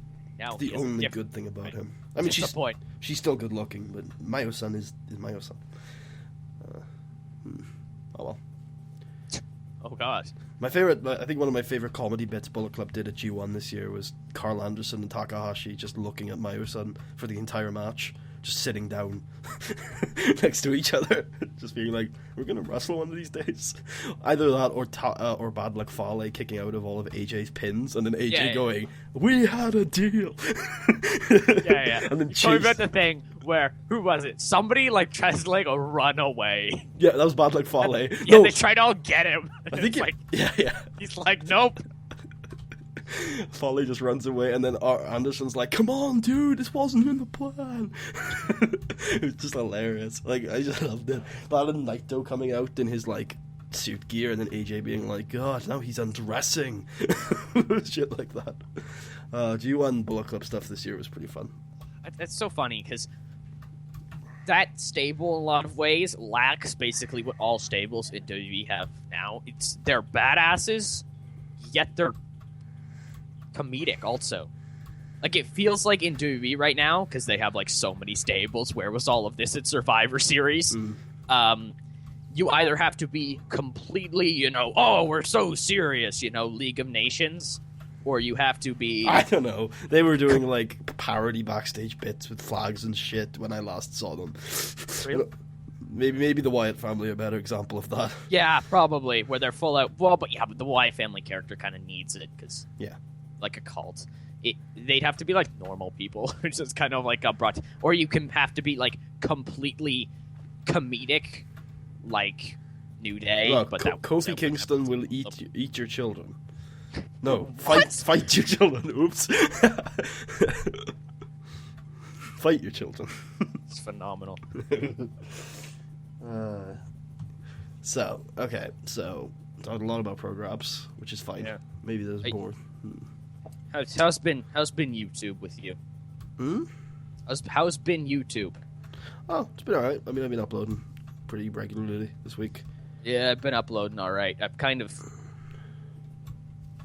been pissed off with modern mods after the whole situation where I'm looking at it and I'm like, why aren't New Day like upper mid carders? I'm like, they are not lower mid carders. And then I've really been pissed off about the whole thing. How popularity doesn't mean popularity. It means recognition, and momentum means pop, apparently. But why isn't it called pop? Why doesn't it work like pop? Why don't we have a different system for pop itself then? Why don't we call that recognizability? Why doesn't that work as momentum? I'm just going to cut you off and talk about Shimmer. So Shimmer this Shimmer! Woo! The most off-topic thing I could find. Shimmer! Right, let's go look up that card. I didn't watch it, I was kidding. Oh, thank God. Shimmer, I will look it up and just it's either spout Shimmer, the main events. I think it's Shine. Shine tapes 2 times a year, which is fun. Yeah, Shine are awesome. Hey, Liam Coop. Hello, Coop. What's going on, son? Any big announcements in video games this week? I don't think so. It's been pretty quiet. Yeah. Obviously, the ProGrap scene has been pretty active with the signings, but aside from that, it's been pretty quiet. I don't know. We'll see. I'm more pessimistic about the signings than optimistic. But like I said, New Japan haven't lost any main eventers, so I think it'll be really good for them if they shake up the card properly. I told you my predictions for the top 3 matches at Tokyo Dome next year, and obviously I think they're all going to be wrong. But I don't know. One of them was like AJ Styles versus Carl Anderson. That one might be wrong. No, I don't. It was not. I was making a joke. It was Okada versus Naito in the main event. It was Kenny Omega versus Ibushi in the semi-main event, and it was Big Mike versus Tana, third down. So I think 2 of those 3 are pretty likely. The only problem is that means there's 2 gaijins in the top 3 matches, which is unusual. So we don't like them. They're Americans. I believe Kenny Omega is Canadian. Yay! So I'll look it up. I believe he is. I'm right here. I've got the internet rolling, so we'll look it up. But yeah, I don't know. Hopefully we see Big Mike in Japan. Oh yes, he is Winnipeg. He's from Winnipeg, you idiot. God. What was I gonna say? Oh yeah, I wanted. Okay, so you don't like Battlefront. Well, I haven't played much of it, but the reviews I hear, they look reasonable to me, and I've played a decent chunk of it, so it's like, makes sense. It's pretty though. I love it, man. It's like my it runs well. It's my game of the year. Like, I love it. It's the most amazing thing of it. Maybe that's just because I love Star Wars, and there hasn't been a decent Star Wars game in forever. Apparently, the Old Republic is now pretty good. I mean, Knights of the Old Republic has gotten a lot better. Oh, has it? Yeah, especially with the expansion pack, and now you can do all your leveling through story missions, so you don't have to do any of the MMO crap. So it's basically just a Star Wars RPG. So. Oh, so emotional. Maybe you should just go play Knights of the Old Republic again. Maybe I have to go get that. Maybe I have to go get that, but then I'll still love Battlefront because it's a shooter better than Black Ops 3. So I can't argue with that, but it's not as good as Battlefield 4, which isn't a very good game anyway. I hate Battlefield. It's stupid. I like Battlefront the best because it has close quarters in the shooting style of. Well, Battlefield 4 also has close quarters servers. Yeah, I know, but and they work Battlefield's fine. open. You can. It doesn't have to be. My experience with Battlefield is that I run around for 20 minutes, not able to find anyone, get sniped, spawn back in, repeat. Well, you've got to look for the right servers. If you want a close quarters game, then you should probably play Battlefield 4 on a close quarters server, or Bad Company 2 on a close quarters server. Yeah, but I played it on. I think that was back when I was on PS3, which is terrible. They had servers on PS3. That was like a year long. Wait, wasn't Battlefield 4 not on? I thought Battlefield 4 was next gen. Yeah, it did. Yeah, I played 3. Oh, Battlefield 3 is not very good. Never played 4. Never. Okay. Because I refused to. Because 3 ruined me. I'm like, eh. Well, 3 was alright, but I think 4 took what 3 did and made it a lot better, and is now the premier shooter for that kind of style. And I think Battlefront just does everything it does, just much worse. There's one game mode, the balance is nowhere near as good, the level up system is just as flawed as shooters has always been, where it's like they're locking weapons behind a linear progression system that doesn't make sense at all. Same with like attachments and shit, and it's and obviously the single player is threadbare if non-existent. The hero system is extremely frustrating, and the spawns are awful compared to the huge advancements they've made in spawns in Battlefield over the last 4 years, where it's been like originally they were god awful, and then they got slightly better, and now they're, spawns in a shooter seem to be a big problem for anyone that's not TF2, because TF2 has spawn areas. True. But like if you're not doing like a system like that, an arcade shooter, if you're doing something like a modern military shooter, or Star Wars, which is also a modern military shooter for some reason. No, Battlefront's an arcade shooter. It plays like a modern military shooter. But and I watched like 4 reviews, and they said it was an arcade shooter. All right, so I don't know. I don't think it has the verticality of something like TF2 or Overwatch or Counter. No, it's not as arcadey as certain ones, but it's arcade-ish. Yeah, Let's even that. Like, because it's obviously not well. I mean, it depends if you define not realistic. It depends if you define Call of Duty as a arcade shooter. Because I used to, but I've moved away from that definition now. I think modern military is a good definition of it, because it's not realistic. It's not milsim, but modern military shooter is a pretty good definition that I like to go with Battlefield and Call of Duty, because they are very clearly in the same genre. I have the most unpopular opinion of anybody who ever played Call of Duty, where I think MW3 was the last good Call of Duty, and it's just fallen off since then. Black Ops 2 was a terrible rehash of the name, because look, we can make more money. That's really the only thing I have against it, though. Aside from the multiplayer, it was boring as all hell. Well, I think most people know my opinion on Call of Duty, and that's all the Treyarch ones are good, and everything else is shit. We know that. Ghosts should have never happened. Advanced Warfare looked like to be another MW3, but it was boring. So basically, I have a lot of issues with the modern Call of Duties, because the multiplayer is so boring. There's nothing fun at all. Oh, I just got murdered by a turtle. Just got murdered by a turtle? Yeah. This is why Terraria is awesome. Oh. I have no clue. I forgot you were. I thought you just randomly said that. What? Just go on the news.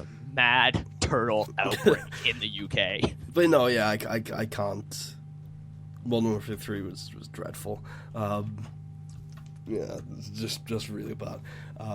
But yeah, no, I know Call of Duty is something where it's always the same. So I don't think people saying it's gotten worse or better or right yeah, that's really how that's what I think a lot too. It's because I think these ones are worse, but I don't know why. Because nothing changes. That's a known fact about Call of Duty. Nothing changes. They kind of because you enjoyed the meta in Modern Warfare 3. You just enjoyed the style and the way you were playing and the way everyone else was playing. Maybe it was your first, maybe it wasn't. Maybe your friends were there, maybe they weren't. But that usually kind of things I influence those things. It was the first one that I really did play online. Which is probably why, but yeah. I don't know. All the other ones, and it also that probably because Modern Warfare has its kind of own feel aside from the rest of them, and maybe that's why. I don't know. To me, Modern Warfare is the feel of Call of Duty, and the ones that go away from that bullshit are the ones that actually have their own feel. Like Black Ops, all 3 of those have a completely different feel. Where you got those covert ops situations. With the first one, you've got the '60s, which is always a time period that I love. The original Black Ops was fun. And then Black Ops 2, you had the futuristic stuff, which I think was the best that they've done for near future. God, it's terrible. And then Black Ops 3, I haven't played this campaign, so I don't know. Black Ops 2, I liked a lot, and I don't it's my favorite zombies out of all 3 of them, because I can't really say I played Black Ops 3 enough to put it in. I don't play zombies, but it's my favorite zombies. It's one of my favorite campaigns, but I don't like Call of Duty campaigns. So, and the online, in my opinion, was just as good as Black Ops 1. It just didn't have as many dedicated players. What was I think I played a bit of the Advanced Warfare campaign, I don't remember. But the Black Ops 2 campaign, I feel, suffered because it had the Black Ops name. If it literally was its own game, I would probably like the campaign. Well, it was very much connected to Black Ops 1, though. No, it didn't. It didn't need to be in any way. It could have been its own thing. You literally just slapped that on there and a couple characters because you wanted to make more money. I think it did a good job of building on. It felt like Black Ops to me. It was the same kind of thing. No, it felt completely different. Well, just had the same UI and Probably because I guns. hate that we just go to the future now. I'm like, no, do something that isn't just 50 years in the future. We've all got like laser rifles. Well, that's why I liked it. Is because I think out of all of the games that have done it, it does it the best. Like, I don't think there's any game out there that does it as good. I hate the whole future aspect. I'm like, I would like modern day. Ugh. Geez, go back to the 60s. That'd be phenomenal because we have like no cover stat. And I've even said, I think go back to World War II. I would love it. Because I think that's your age. Because if you're my age, you hate modern stuff because that's everything that was coming out when I was in like key game playing age. And if you're a couple years older than me, you hate World War II shooters. I kind of hate World War II shooters because that's everything that was coming out for like 10 years. And now everything that's coming out is near future. So you're like more resentful towards it. But even I don't even hate modern that much. I just don't like it as a theme because I've just played so many of them because that's everything that's come out. Like, I still think that's everything that's coming out, like with Battlefield and it's just You played Siege, like Rainbow Six? Not the new one, but I hear it's good. Played it off and on. It's all right. I really only play it though when I have other people over. It's kind of like a party style game. I mean, it's probably better than Payday, but I will stick with Payday for now. Oh, Payday was weird for me because I really liked it, but it was also kind of a disappointment because I didn't get that much out of it. I don't feel it was fun, but I don't feel like there's enough there. No. Didn't think so. Yeah. That's where the community is. That's where I was about to say, I'm like, this is what it'll literally be 90% of the time. It's like, did you play it on PC? No. Okay, there's your problem. Well, that's one of those games where the community is very much PC. So, true. It's like trying to play Counter-Strike, on a console, or like trying to play TF2 when it came out on 360, or oh god, Portal on a console, for example, or Half-Life on a console, or Left 4 Dead on a console, or Killing Floor on a console. Those games just aren't. They can work on a console. Slowly mentions every notable game. Every notable PC game. Those were big PC games. True. I can't think of a big. But it's like I know, like it's the same with like Halo. Halo would work better on a PC, but the community will always be on an Xbox. But true. Same with like Call of Duty and Battlefield. Is that they work. I was thinking about it the other day, and I'm like, I don't think there's a single genre that is better on console than it is. Well, it depends how you phrase it. Maybe racing, I don't know. Then again, racing, you can just buy a steering wheel. Here's the thing, is if you phrase it as better on console, no. But if you phrase it as better on a controller, possibly. True. I guess that's what I mean. Because if you phrase it as better on console, like the answer will always be, you can plug your PC into your living room TV. You can plug your controller into your PC. You can buy a racing wheel for your PC. You can buy a VR headset for your PC. You can buy a cockpit for your PC.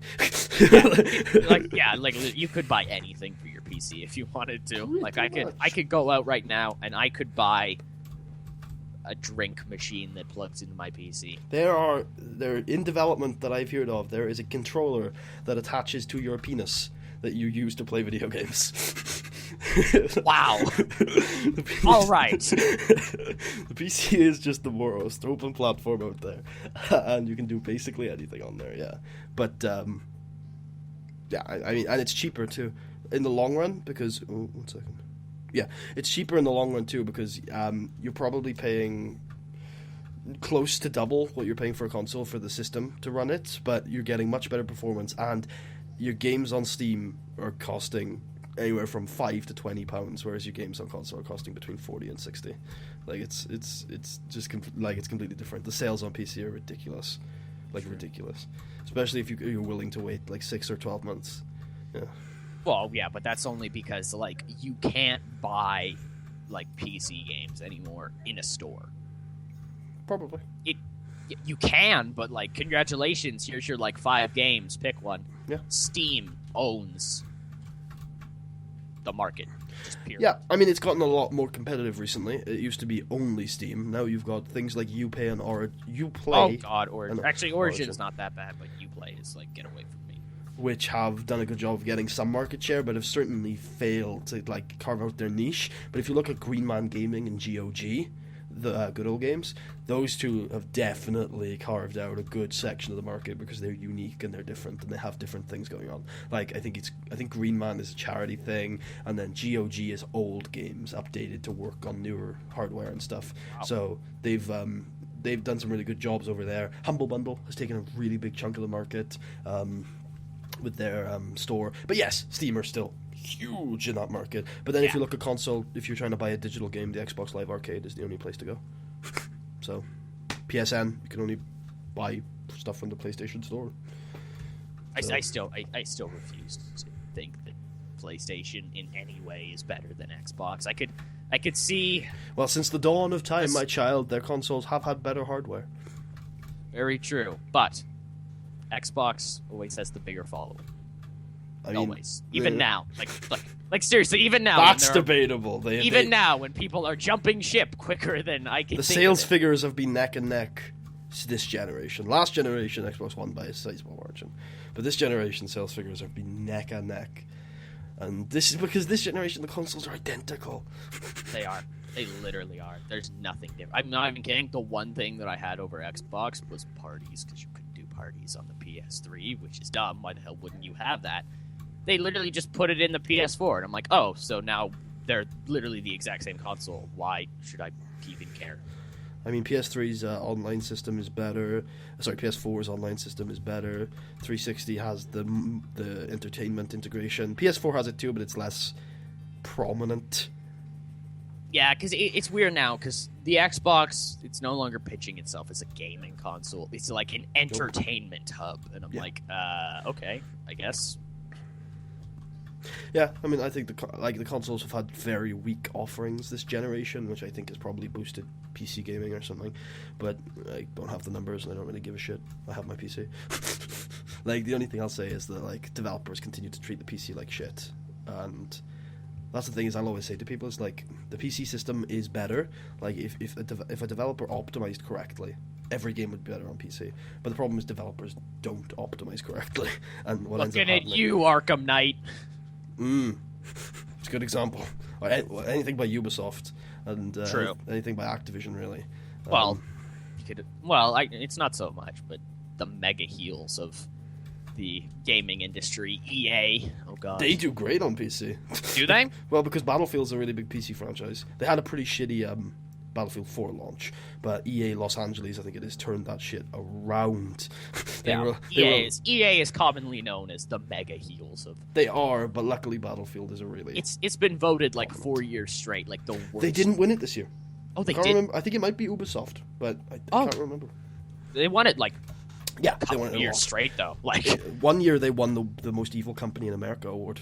Very good, very good. But I don't know. There's a couple of banks that could probably have won that award, but you know, maybe I don't know. If you want to talk about banks being shitty, you should go talk to Marshall. But seems like the type of guy who knows stuff about that. Yeah, he hates banks.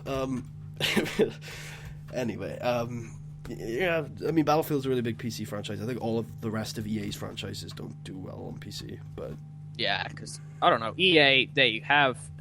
Thanks to Jimquisition, I know all of this stuff because I would know nothing about it otherwise. Well, if you want to go down that route, they aren't quite as bad as Konami. Very true. Because fuck Konami. Konami. But EA I have to say, Konami probably did win the most evil gaming company of the year this year. Yeah, it would have. Yeah, it would have been Konami if anything. But what was it? EA? They have this. They have the ritual of buy a developer, put out a couple games in their style. Make it your style. Have it do terribly. Axe them. This sounds like WWE's hiring policy. It is. It's see, you can see the differences. That's why I'm telling you right now, the savior of wrestling is TNA. Oh god. Look at it. They're doing everything right. They are pushing young talent like Matt Hardy. Like a young buck Kurt Angle. This kid, he's coming in so much potential at the ripe young age of like 45, he's 46. Announced like this would work, but he's announced his retirement. Really? He's retired now? No, he's retiring. Yeah, I was about to say, I'm like, is he not like fighting Drew Galloway now? Yes, in his retirement tour. Listen to the promo, God. Oh, it's his retirement tour? Yeah, he's doing this Last Stand pay-per-view in the UK at one point. I know, and then that's probably it for him, which is good.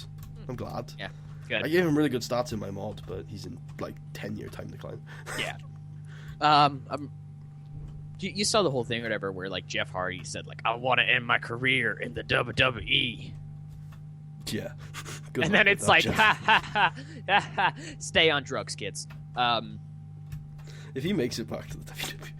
Oh, God, I will facepalm so hard. I'll be like, Vince, no. Vince, no.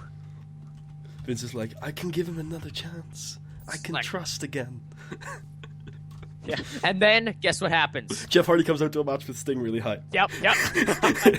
Sting's got the belt. No, wait, who had the belt? Jeff had the belt? No, Jeff Sting, has I think Sting had the belt. Yeah, I was about to say, Sting had the belt at that point. Sting has the belt. He's coming out. Jeff Hardy comes out. He's smashed out of his bin. Roll up. 1, 2, 3. Sting wins. Jeez. Has Sting's run in WWE right now been the worst run ever? No. Festus. No. Festus rebounded. Fake Taker. Fake Taker rebounded. CJ Parker. Solomon Crowe. I don't know if you count those. No. Notable people. Come on. What about that guy that Dave always talks about? The guy who used Tyler Rex. Sting at least main evented a pay-per-view or two. I said notable people. Like, what the... Maybe he's in the WWE. Like, don't you bring Tyler Rex into this conversation. Mr. Kennedy. Mr. Kennedy. Mr. Kennedy. No, probably not, because he had a really good run, and then he left like a whiny bitch because they wouldn't give him the belt. No. They axed him because he was injured, and he wasn't injured. What? Yeah, Seriously? They treated that guy like shit. I was always told that he beat, the reason he left was because he beat, 5, former world champions, 6 months, and then they refused to give him the belt. And he's like, well, that happened in, 2006, and then he left in 2009. So it's like... Oh. But they gave him the Money in the Bank, and then he was the first person to lose the Money in the Bank to someone else. So, poor Mr. Kennedy. Yeah, I'd say he had a worse run than Sting. Who did he lose it to, RVD? No, Edge. Because, remember when that was the thing? You could lose your Money in the Bank briefcase to other people? That was the only time it happened. I don't think it was ever a thing. That's what I said. No, you said remember when that was a thing. It was never a thing. It just happened I meant once. it as a joke. Maybe I'm very bad at jokes, but... You remember, how, King of the Ring is now something that's defended on a weekly basis, and how it's now literally a death sentence, and anybody who has it, God, run. I don't think anybody who has it, run. I mean, Barrett's done bad with it, but Sheamus had it. He's done okay. Sheamus did really nothing about it. Regal had that GM run afterwards. Yeah, but here's the thing that's supposed to happen. King of the Ring is supposed to kickstart your push. Same thing with Money in the Bank. Yes, remember when that superstar Billy Gunn won it? Yeah. It's yes. And then there's also the King of the Ring in 2000. Edge wins it, and not even kidding, it's 2001. He wins it 2001, and the winner of the King of the Ring tournament is promised a world title shot down the line, and it's I like that, yeah. When did this happen? Apparently the Money in the Bank briefcase translated over it. It's there it is, we told you. Yeah. So that completely happened, and it's oh, okay. I think that's good. That's what they should do. They should just have the winner have a world title shot. That's how I feel everything should be. Pretty much, if you win a tournament, you should have an automatic #1 contendership for the title at some point, whenever you feel like. title, yeah. Depending on what tournament it is. Well, yeah, if it's the Best Jobber, of the Super Juniors. the Jobber title of the year. Jobber tourney. No, you call it the Intercontinental Tournament. We're going to get Kung Fu Naki up in there, taking on, other jobbers that I can't name right now. From the time period? No, ever. Okay. Oh, okay. Heath Slater. No, Heath Slater just won against Dolph Ziggler, lower mid-carder. And Ziggler's now reduced to, a mid-carder. How far you've fallen from winning Survivor Series, going Iron Man mode, to now jobbing to Heath Slater. I mean, it was a long process. It's a year. Yeah, that's quite a long time. A year and a bit, too. It's more than a year. To go from the most over guy in the company to jobbing to Like, Jesus, he might as well have been the guy who lost to Barry Horowitz. Like, well, they treated him like shit for so long. Like, it's not surprising. You should have seen this coming when they did the whole freaking love angle in the summer. Which, by the way, now that we're at the end of the year, I can say this: that angle drew the biggest TV rating of the year. Hashtag people don't draw anymore. like, I don't. Yeah. I can't even. I think that proves my point more than ever. It does, yeah. Like, Lana, Summer Rae, Dolph Ziggler, and Rusev drew the biggest hour rating of the year. The second biggest was Roman Reigns winning the world title. which, yeah, was fair enough. Which I literally like kind of marked out too.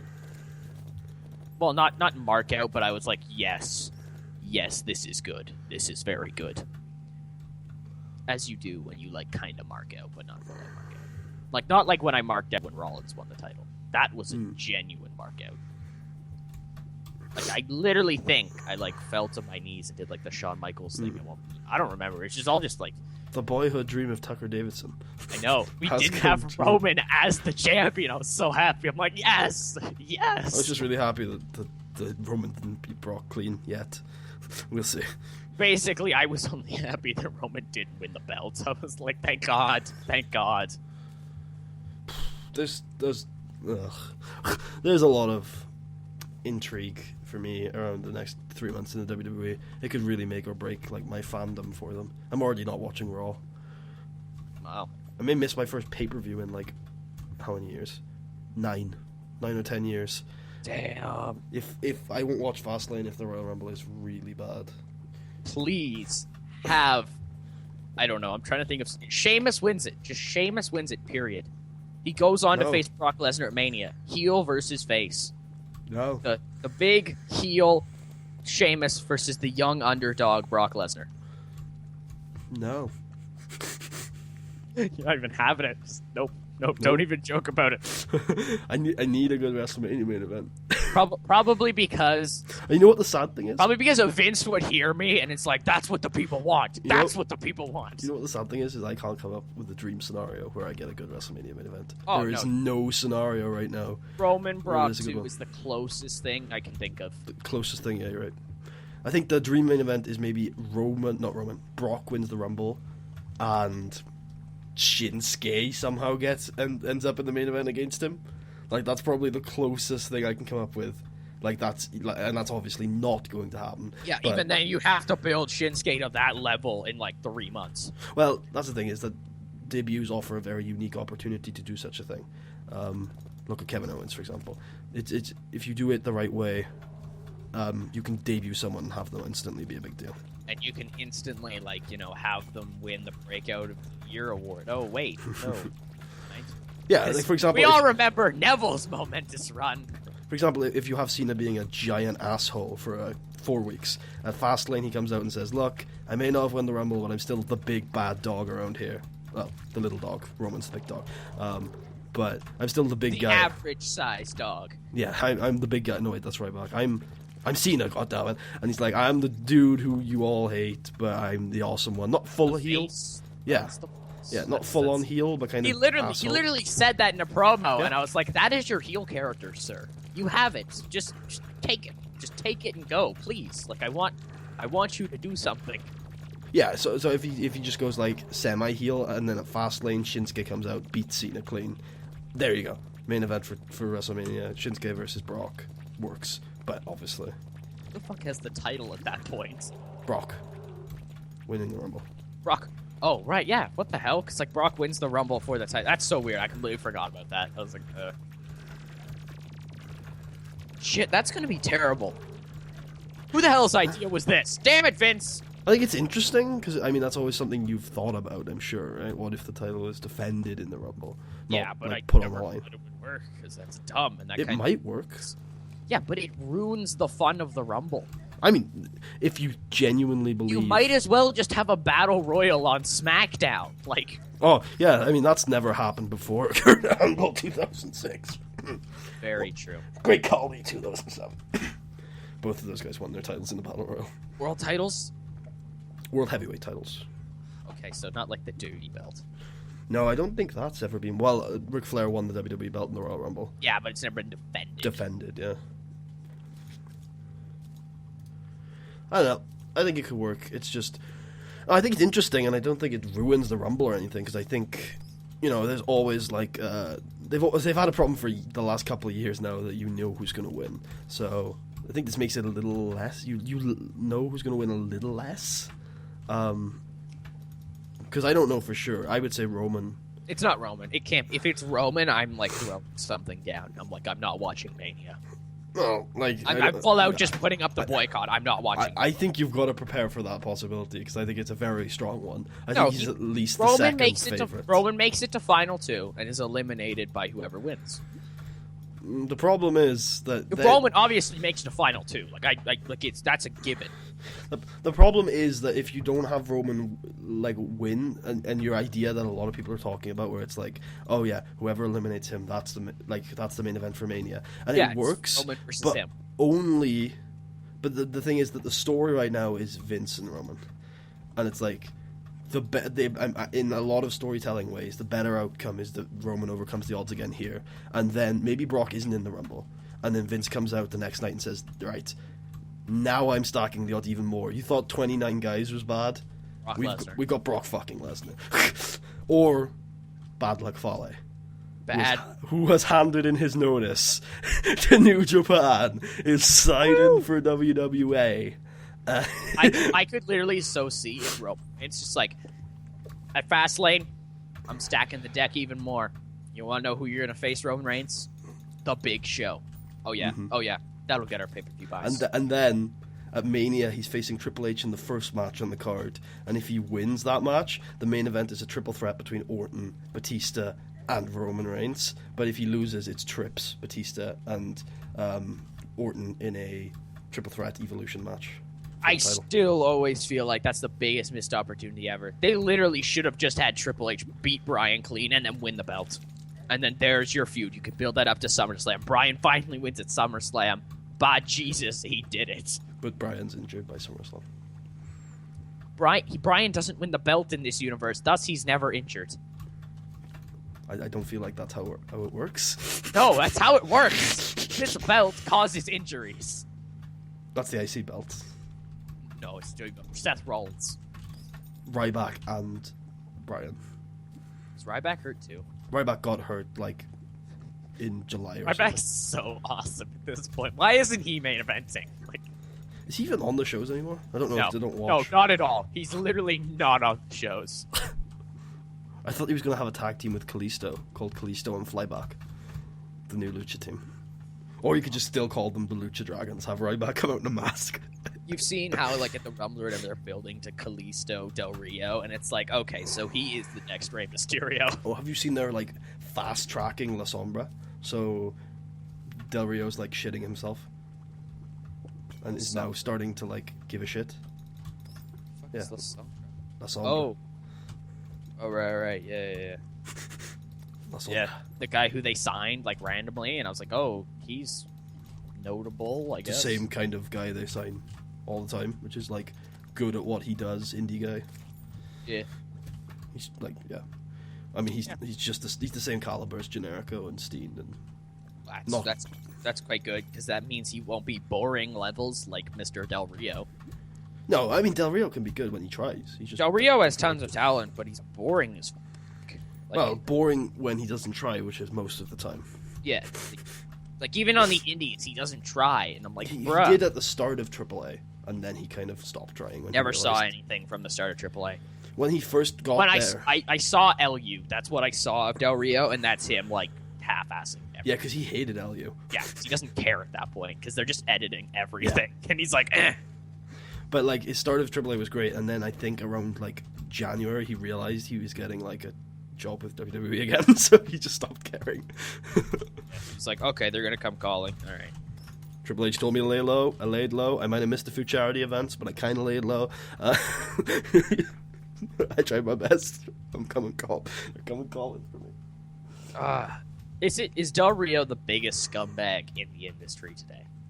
I doubt it.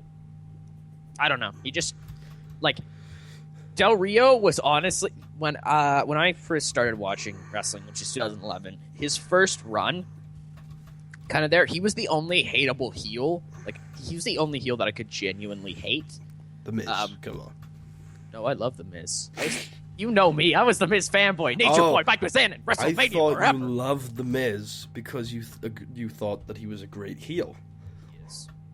So you hate him. No. I do him a disservice by liking him. But I hated Del Rio, but not because he was a good heel, because I literally just hated him. Maybe I was just like racist. The Vicky Guerrero effect. Yeah, I guess. But no, but Vicky grew into her role, and she became really good by the end. Yeah. But sure. Del Rio never did. Del Rio was just he did when he was boring. A face. He was just boring as fuck. His face run was good. Yeah, I don't know why everybody hates on the face run, actually. That's one of the most entertaining face runs ever. I mean, if they fucked he went from this like super serious character, just this dude who just did random things. I love it. I love it. I love it. No, like, it was good. The problem is, of course, that he ended up facing Jack Swagger at WrestleMania.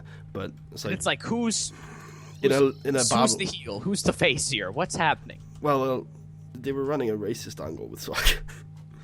Are you serious? Yeah, absolutely. What the hell? Like, I knew obviously that was the We the People thing, but I never paid attention to SmackDown at that point. Sure. That was the actual basis of the feud.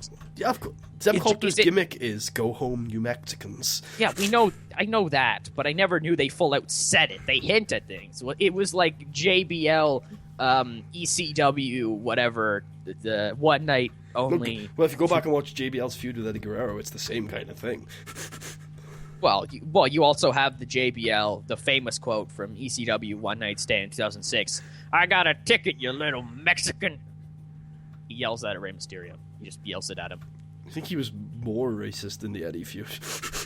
He's like super racist. What's he saying in the Eddie feud? I'm feud? gonna take back the title and kick you out along with your mother and shit like that. It was I can't remember. That's exactly. awesome. Because that's during JBL's awesome phase where he just is this ultra racist Texan. Yeah, he basically killed the brand split, but I still like him. Oh yeah, my favorite. Well, one of my favorite points of the whole JBL thing was everybody knows of it, where he's like at the border and the people cross the border and he chases them back over. I think my favorite part for the JBL run was it was one of the one night stands, and I think it was Kurt Angle said to him, "You're only champion because Triple H doesn't want to work Tuesdays." Yes, that's the exact same. That's Paul Heyman. Yeah. It's Heyman. Yeah. Heyman says that's ECW 06 as well. Are you sure it wasn't 05? Or I don't know which one it is. I don't know. It happens the exact same event. I got to tick you, little Mexican, and you're only champion because Triple H doesn't work. No, because he says you are only WWE champion, not you are only. Okay. We're only champion because Triple H doesn't want to work Tuesdays. Paulie's like early 2000s promos are great.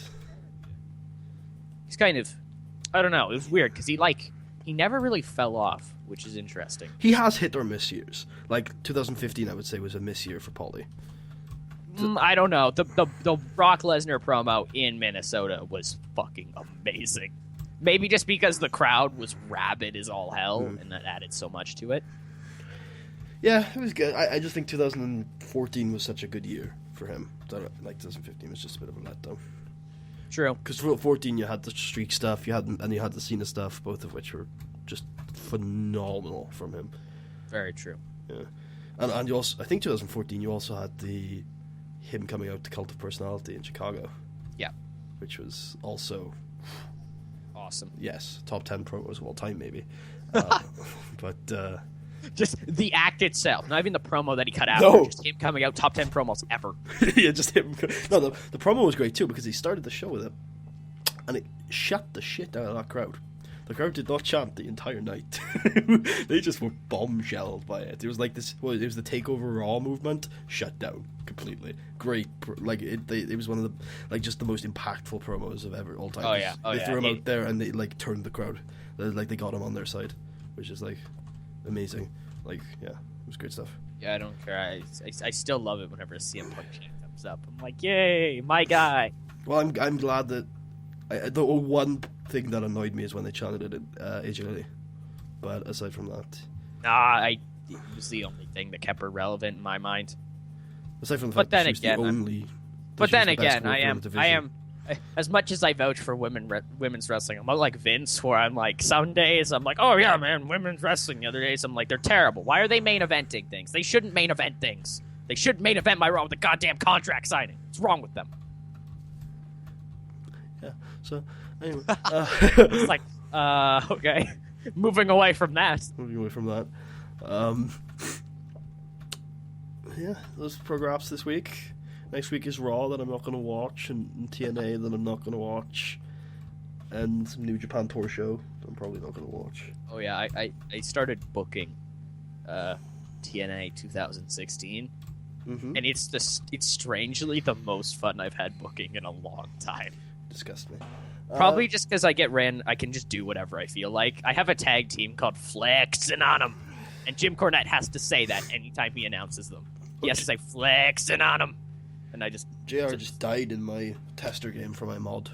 Oh, damn. What I'm very proud of I'm playing as JBL. Not JBL, JR. So it's like, But what I am proud of is Vince McMahon died.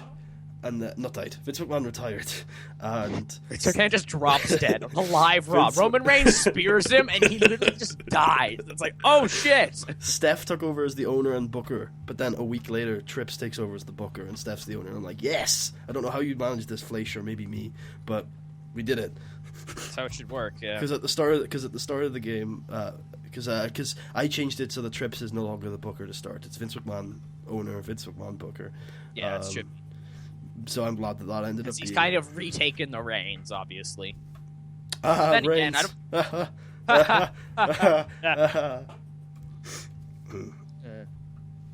don't know, there's some theories from guys that I respect that Trips is starting to show more influence, but then I'm not watching the product, so I can't really say. He was, and then like the ratings got so terrible, Vince was like, get the hell out! And then kind of just retook over things, and he was like, I'm on TV, I'm in the main event angles. He doesn't like being on TV. So I doubt that's the case. Well, he's only on TV because he needs to be. Because if not, there are no ratings. The ratings are no better with him on TV. Yeah, they are. They're better. I've been looking at them. Ratings improve this time of year anyway. They're not competing with Monday Night Football anymore. The ratings this year compared to 2015 are bad. Compared to 2014, they're abysmal. Because 2014 was obviously amazing for ratings. Yeah, well, that was the Bryan. Yeah, Daniel Bryan is the best drawing WWE champion in 20 years, roughly. Yeah, obviously. Somehow. It's not Daniel Bryan, it's the story. Yeah. But he drew like 4.5s like it was nobody's business. Yeah, if they didn't do an underdog story with him winning the belt is not as big. Yeah, I mean, they could have done a little better, but sure. Like, because that late 2013 stuff was god-awful, but at least it got good ratings. Hey, Big Show versus Randy Orton. That was the match we all wanted to see. And CM Punk and Daniel Bryan versus the Wyatt family, main eventing a pay-per-view. Or maybe semi-main eventing, but yeah. Never understood why they shouldn't have just done Bryan Punk one more time.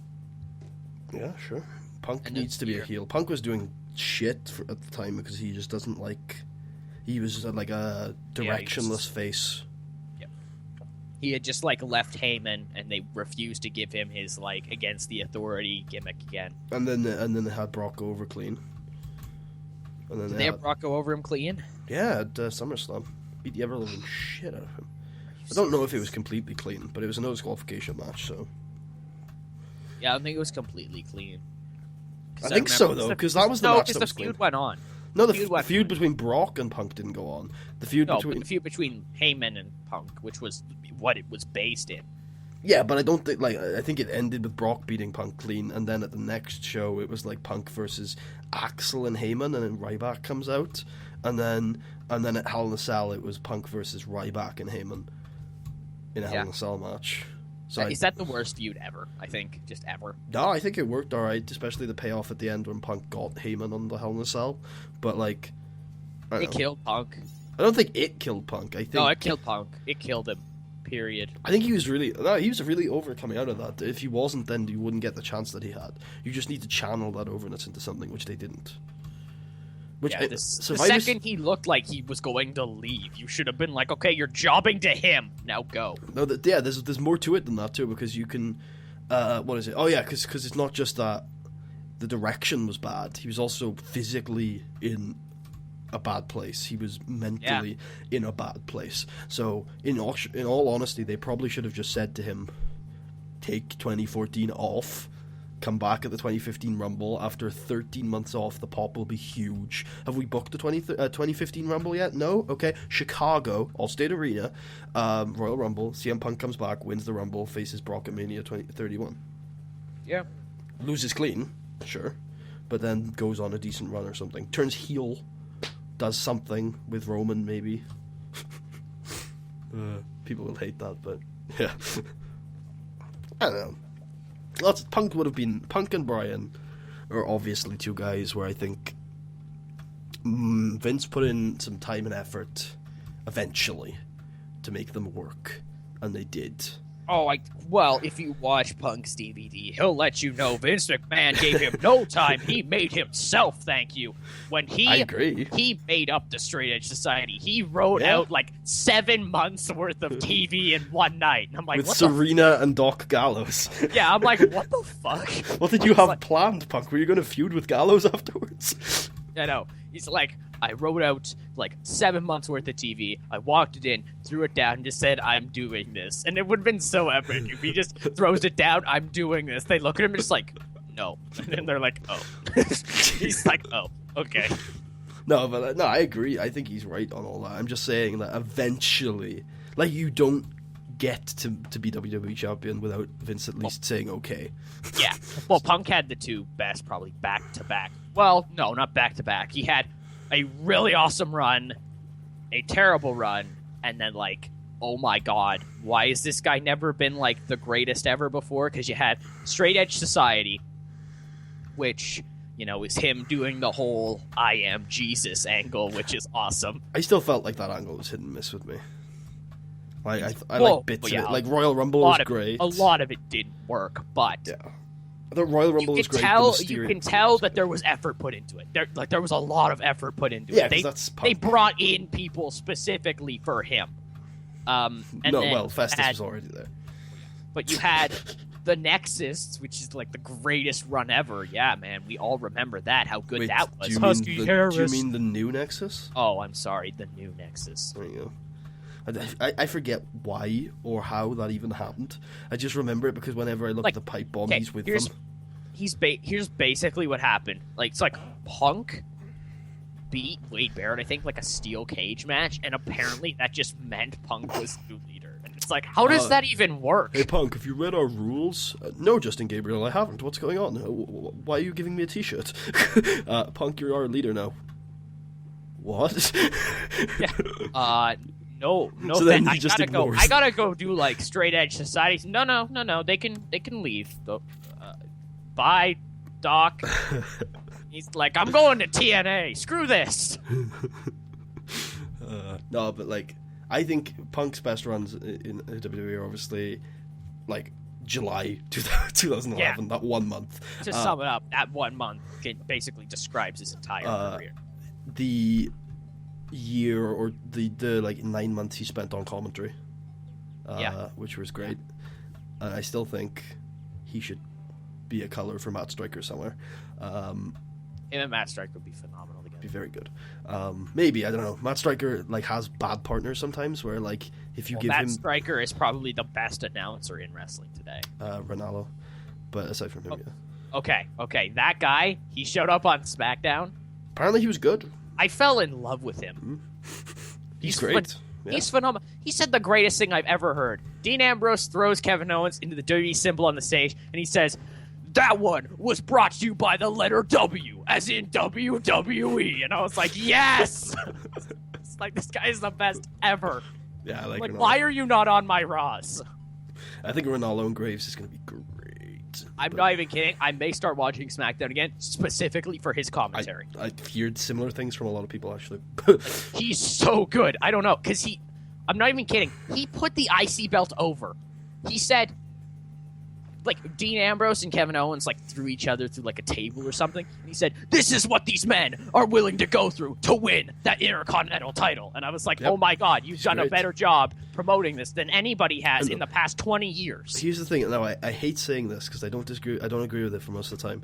But it's honestly because he's not a pro wrestling announcer. He's from a real sport. Yeah, what is he from? Football or something? MMA. MMA. Yeah. So MMA. it's at the end of the day, I think professional wrestling announcers they just don't work in the modern day. Yeah, even then, like, because they get them other places, right? They have, like, news anchors doing Yeah, people, I think, Renee was on... Rich, right? Rich was a news anchor. Rich Brennan probably was. Yeah, it looks like a news anchor. But I know Renee Young was on a sports show in Canada, Sports Center. The score, thank you very much. With Aftermath, her and Arda O'Cal, now known as Kyle Edwards, they were, like, the clan up here. Them and... I just said the clan. Like, what the... With a K? With a K? Yeah, with a K. And it was them and Jimmy Corderas, the old man ref. Mm-hmm. And they were, like, weirdly all hired by WWE except for Jimmy. And it's like, Jimmy, I still love you. But yeah, no, I think taking from other sports is a good idea. But like I said, with Matt Striker, he sometimes gets partners where he doesn't... Like, it's not that he doesn't click well with them, it's just that he, for some reason... gets really informal and very colory. He gets, like, distracted. Yeah, like, I hate him and Kevin Kelly. It appears Yoshitatsu is not a good partner for him either. I don't like Todd Grisham with him, but that might just be a Todd Grisham problem. Obviously, Vampiro is the one where it really clicked. Jim Ross is hit and miss with him. Because that's the thing, because he needs to be a play-by-play, and he needs to be a well-researched play-by-play. Because that's, like, when he was his best, it's like ECW 2000, like, mid-2000 type deal, where he was the commentator, and he would, like, the best things that he's ever done is that he used to, like, routinely take pot shots at Jerry Lawler, because Jerry Lawler would say things like, oh, you know, the first Intercontinental Champion was Kurt Angle. And then, like, they go on ECW. Matt Striker was like, Jerry Lawler is a dumbass? Like, what is he talking about? We don't know. I don't know. Like, in the middle of the show, he'd just go off about Jerry Lawler, and he could get away with that type of thing. See, now that would be him at his color best. No, he's an announcer at this point. Yeah, but that's color stuff you're talking about. Yeah, I know. Well, he was probably with Todd Grisham. He has this weird style where he does both. He does, especially when you're talking about his ECW run, so he's with Grisham. He was with the Grish. Who is also, like, that's the thing with, like, Kelly as well, is that he's also a mixture. He has the same style, yeah. They have the Joey style. Well, yeah, but Joey's the one who does it perfectly. Because he's... Well, it's because Joey's charisma can just back up whatever he's saying. And he's also, like, ECW heart and soul. Yeah. Like, he gives a shit. Like, he is ECW. Yeah. Like, that's why he never worked anywhere else after ECW died. That's why in our 2006 we made him the ECW champion. Because he is the heart and soul of Wait, did you just say he never worked anywhere after ECW died? He didn't work commentary anywhere else, aside from ECW, WWE. He worked, like, SmackDown. Did he? Yeah, I think so. How long? I think he worked Raw for a little bit. Jesus. Yeah, I remember he did. Wasn't he terrible? He did. He work was, Raw. but he was awful. terrible. He was awful, and then he cut a promo when WWE ECW came back, and there was like a big Joey Styles pipe bomb thing when he went over there. Right. Yeah. Just look up Joey Styles pipe bomb. I'm sure. Yeah, it'll come up. and he said the whole reason he was terrible was because Vince didn't allow him to commentate like a commentator. Because that's where professional wrestlers, not sports entertainers thing. Yeah. Yeah, and the whole thing, that's where the whole thing popped up also, where Vince doesn't allow his commentators to say moves. Yeah. Like, he's not like, they're not allowed to go like, oh man, look at that, like, intense arm drag, arm bar. I think it's backbreaker. That, unless it's Randy Orton, you're not allowed to say. Or like Sheamus. I think it's only Sheamus is actually allowed now. Instead of saying, great backbreaker from Orton, you have to say vintage Randy Orton.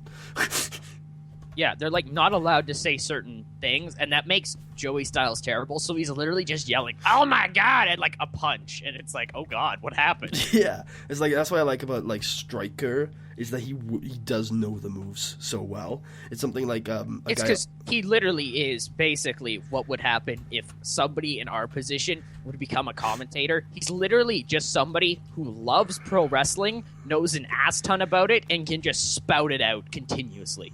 For 2 hours, and it would still work. Yeah, that's the thing. He's one of the better move callers in the entire business, which is why he should be straight up play-by-play. The best line I've ever heard of his, it was one of the things when he became really terrible and a joke on SmackDown, because Vince figured out that he was taking pot shots at Jerry Lawler and was like, no, you are punished. You have to spout out random terrible facts. And he'd be like, oh, man, like, you know, Rob Van Dam is the first ever Brock Lesnar beater. And yeah, like, Rob Van Dam is the hardest hitting skink in the league. Yeah, I know. It's like, what are you talking about? But he said one of the greatest lines ever. He said, oh, man, look at the way he's like, he said something like, if you like, oh, man, that Boston Crab, you know that Boston Crab hurts because he's in the Boston Crab. And it's like, what did you even just say to me? I think there's a lot of discussion to be had on Striker, because I think he's one of those, like, could be a really, really, really, really, really good, but isn't, like, I think he's not overrated, but I think a lot of people, like, think he's great in every situation. But in my opinion, you stick Striker in a strictly play-by-play role with a person with him who is the heart and soul of the company they're commentating on, or has a strong cultural connection to it. For example, my suggestion for Tokyo Dome would have been him and Liger. I think that would have worked wonders. Liger worked Japanese commentary, so I don't know why they couldn't have shifted him over to the English commentary. Maybe he doesn't know maybe he doesn't know as much English as I think he does. Yeah, I was about to say, I'm like, do they even know English over there? Pretty sure Liger knows a lot of English, but not sure. I mean, it probably would have been hard working with Breeze if he had no clue. Yeah, and I mean, him and Cheeseburger are legitimately best friends. Yeah, okay. Well, him and Cheeseburger? Cheeseburger. What the fuck? By the way, Cheeseburger was in a match at the Tokyo Dome. I saw. I'm disappointed. He got armbarred by a 70-year-old. If that makes you feel any better. I'm still very pissed. Who is Brutal Bob Evans? I don't know. He's terrible. He's some old dude in ROH who beats up Cheeseburger, and he just shows up every couple of weeks and beats up Cheeseburger. And I'm like, what the hell is this? Cheeseburger is if Grado... Cheeseburger is if Grado went to ROH. There you go. Basically. Yeah. I was about to say Grado, but worse, but I'm like, no, it's just that Grado's in a worse fed. Yeah. But yeah, anyway. Like I said, if you put, say, Matt Striker with Joey Styles commentating ECW, old ECW episodes, that would probably be pretty damn great. Although ECW isn't a very good wrestling show. Yeah, so, I don't know how well he'd do. So yeah, but let's... Okay, hey, Josh Barnett. If they got Matt Striker to replace Ronaldo on the Access TV show, that would be great. Oh. Not as good as Ronaldo. I can never say his name. Ronaldo, I think it is. But not a good replacement. I think that would show Styles' skills. Vampiro commentating Lucha Libre with Matt Striker is obviously a perfect combo. Something like, let's see, what some other styles that you could throw in there culturally. It's hard because not a lot of programs do a lot of culture stuff anymore. I know. But anything Lucha Libre with someone like Mysterio or Conan. Imagine... wait, before you go, imagine Striker and Conan on LU. Oh. Ugh. Wow. But, yeah. All right. Be back. Okay. So yeah, that's the thing with Striker. There's also something... I want to do a discussion soon, possibly like in a couple of weeks on this show, about the whole pro wrestler versus sports entertainment thing, because I think it's a discussion that we as a Smirk fan base should probably have, because I think I'll wait to talk too much. I'll probably have to repeat this all when Tucker comes back, but I think what's interesting is that we are so, because of everything that's gone on with the development of professional wrestling over the last couple of years, we're so hostile to the idea of the term sports entertainment. But if we really get down and think about it, it's actually, in my opinion, it's actually the best term to describe this industry, in my opinion. Because the thing is that... Wait a minute, is this explosives? Maybe. Yes. It's actually the best term to describe this industry, because... and like that's the thing, is like I know professional wrestling has better connotations, so I bet a lot of you are going to be very hostile to the idea of like, how do I get out of this thing? How do I get out of here? I think a lot of you are going to be hostile to that idea, and I'll probably bring in someone who's very adamant that it should be... Okay, I can start again then.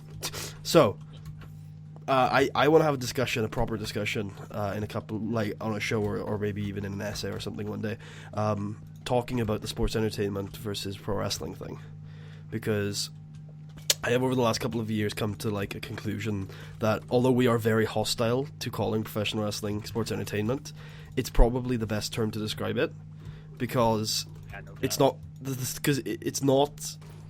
fake wrestling, it's fake MMA. It's not even wrestling. Like it is genuinely like sports entertainment, and I think like I don't know. I just think we're so hostile as Smarks to that idea, and I think it's fair because it's come with so many negative connotations.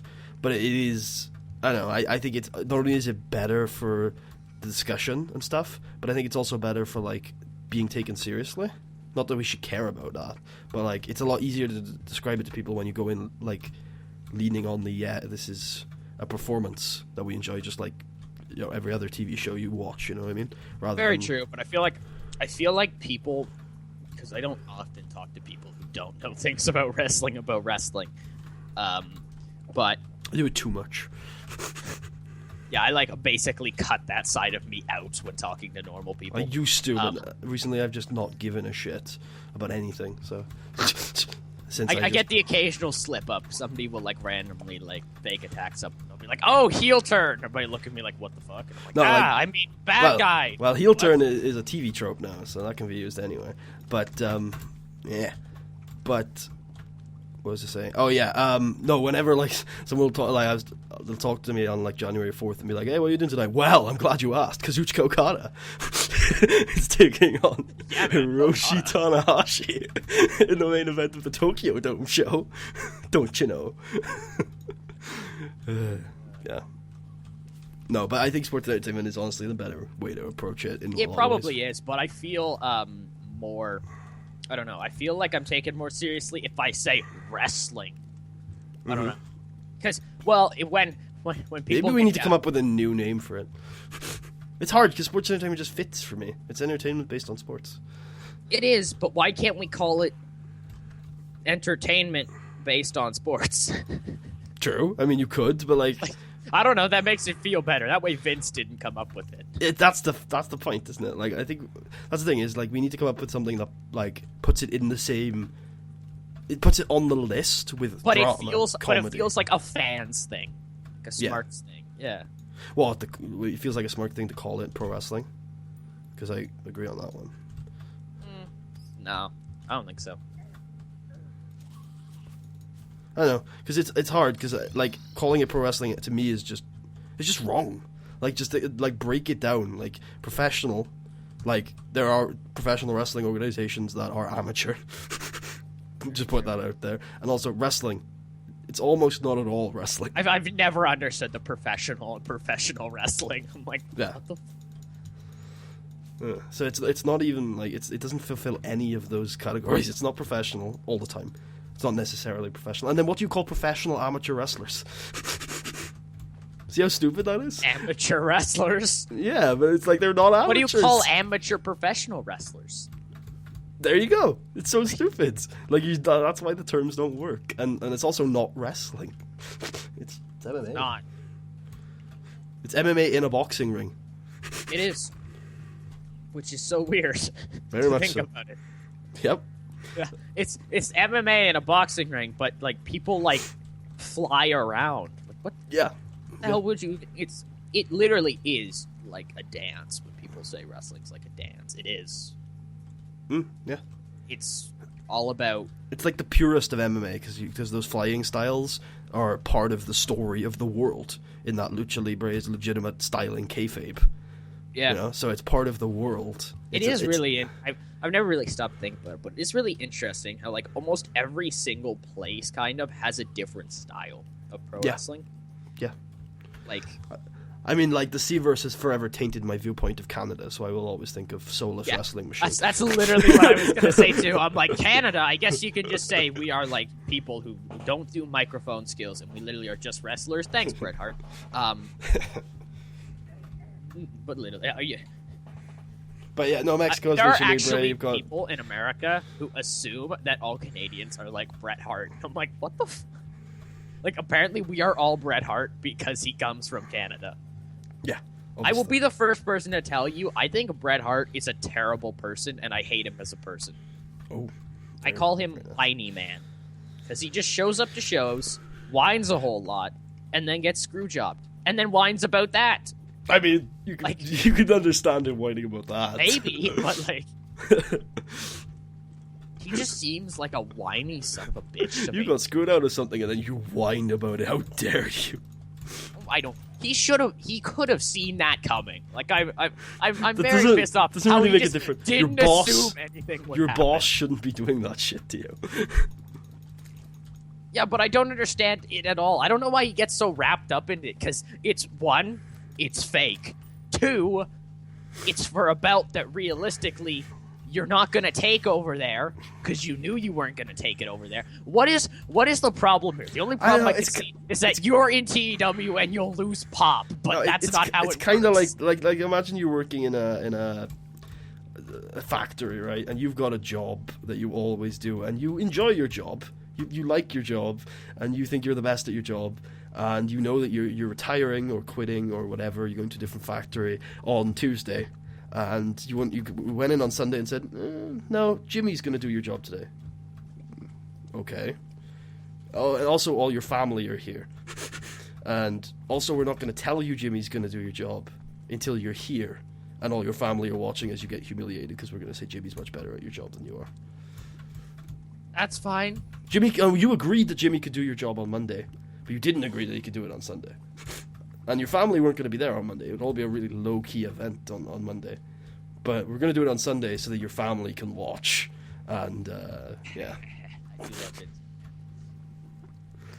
Yeah. I don't know. It's kind of... I love him. It's a very professional wrestling thing, where I can, like losing in hometown territory. It's because we're all whiny bitches. Like, I can sum up pro wrestling like that. We are all whiny. Like, literally. You can literally stop any argument that wrestlers give to you as, it's fake, why do you care?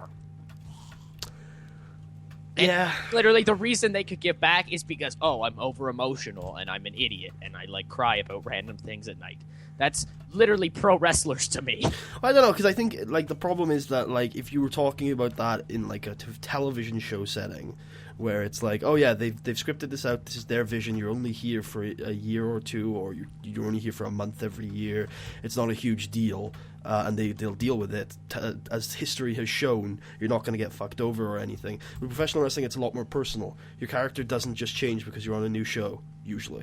Although sometimes it changes when you're on the same show. But there's another weird thing with professional wrestling where, in Breaking Bad, Walter Jr. isn't going to go away for a couple of months and come back as a completely new person.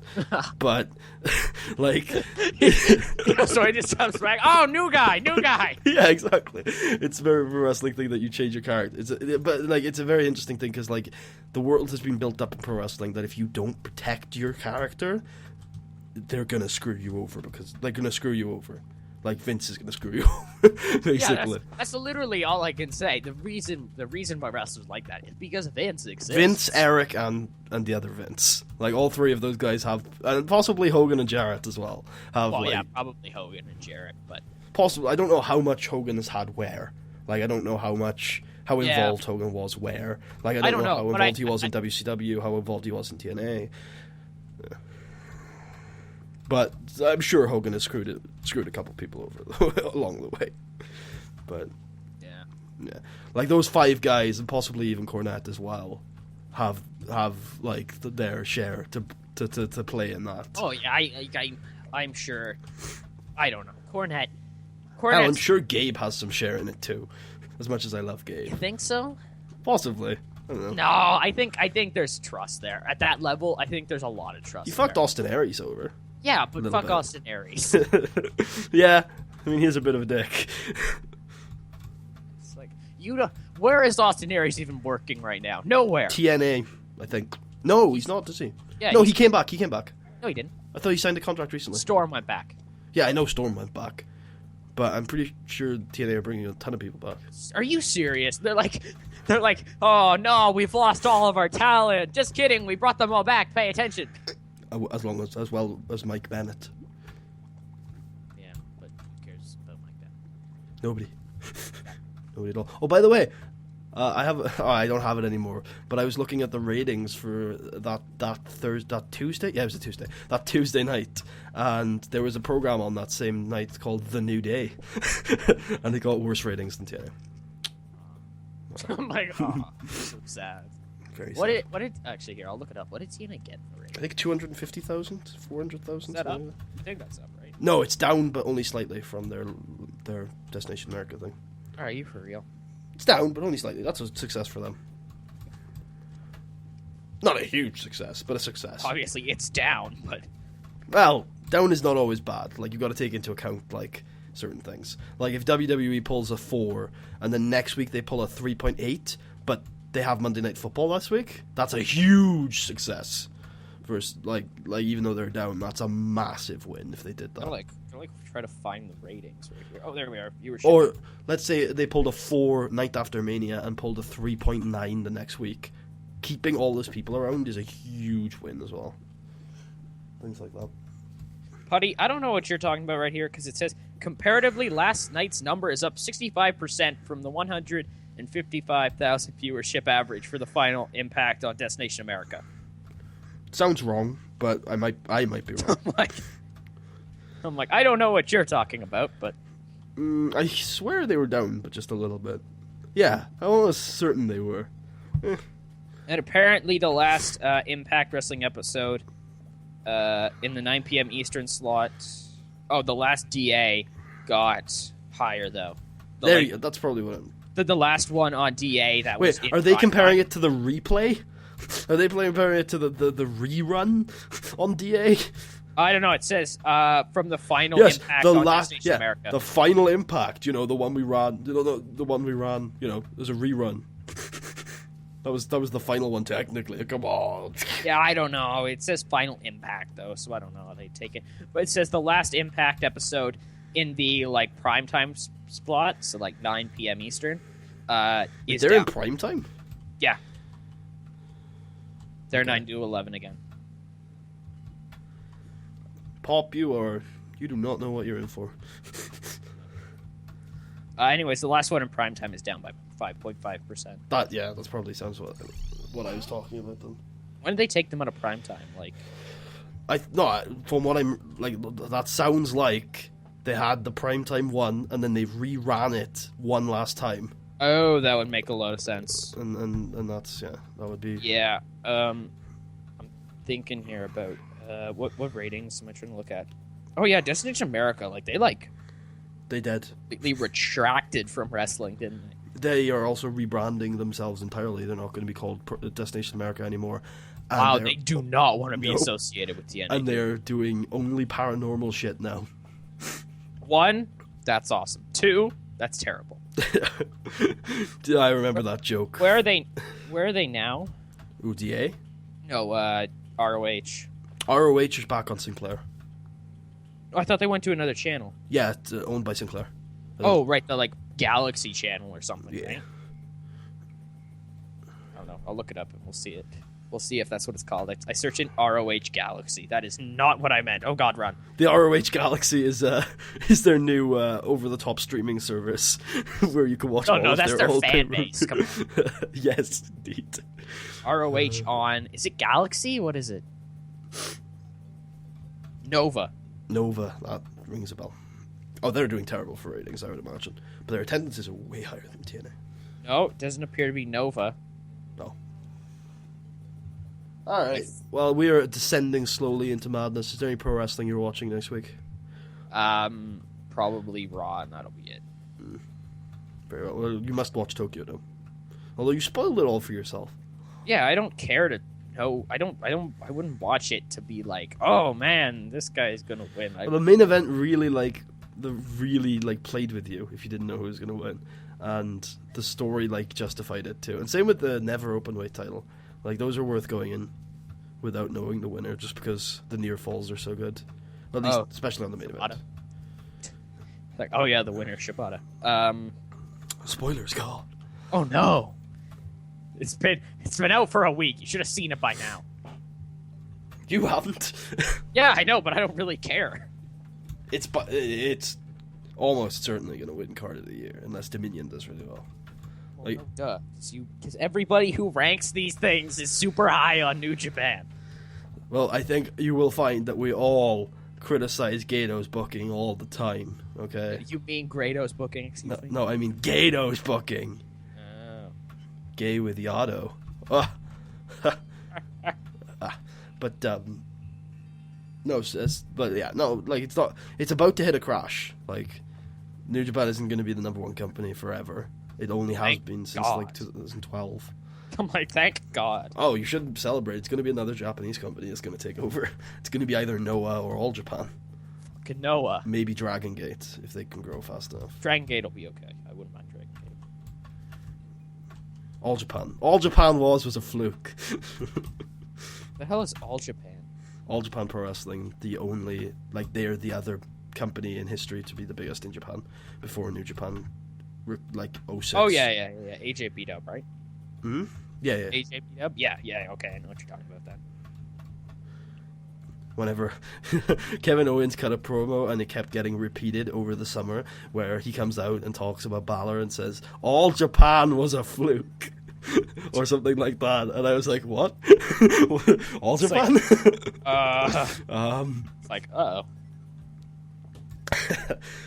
All Japan.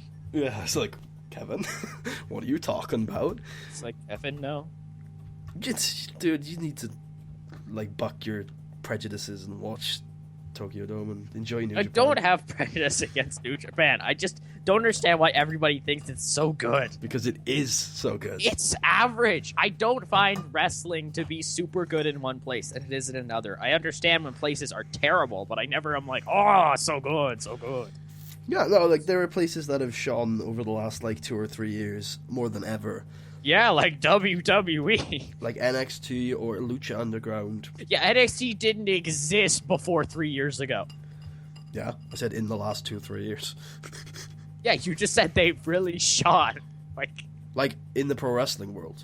Yeah, it didn't exist. You can't just say 3 years. You could just say since the beginning of NXT. Yeah, but New Japan started shining around 3 years ago. Yeah, but so did New CMLL, Japan. by the way. Yeah, but New Japan is New Japan. Nobody even watches CMLL. People watch AAA if they want to watch Libre. That's not true, actually. CMLL are actually doing better now business-wise in Mexico. Probably because AAA had, like, Triple Mania. Yeah. It's terrible. Yeah. It was, like, the worst show ever. Thank you for Botchamania moments, Rey Mysterio. And Mr. This Sin Cara Uno. Sin Cara Uno. But, My man. And also, like, there's some other feds, like, you could argue ICW, but, I don't know, maybe not yet. Well, no, I'd say ICW at this point. Rev Pro for sure.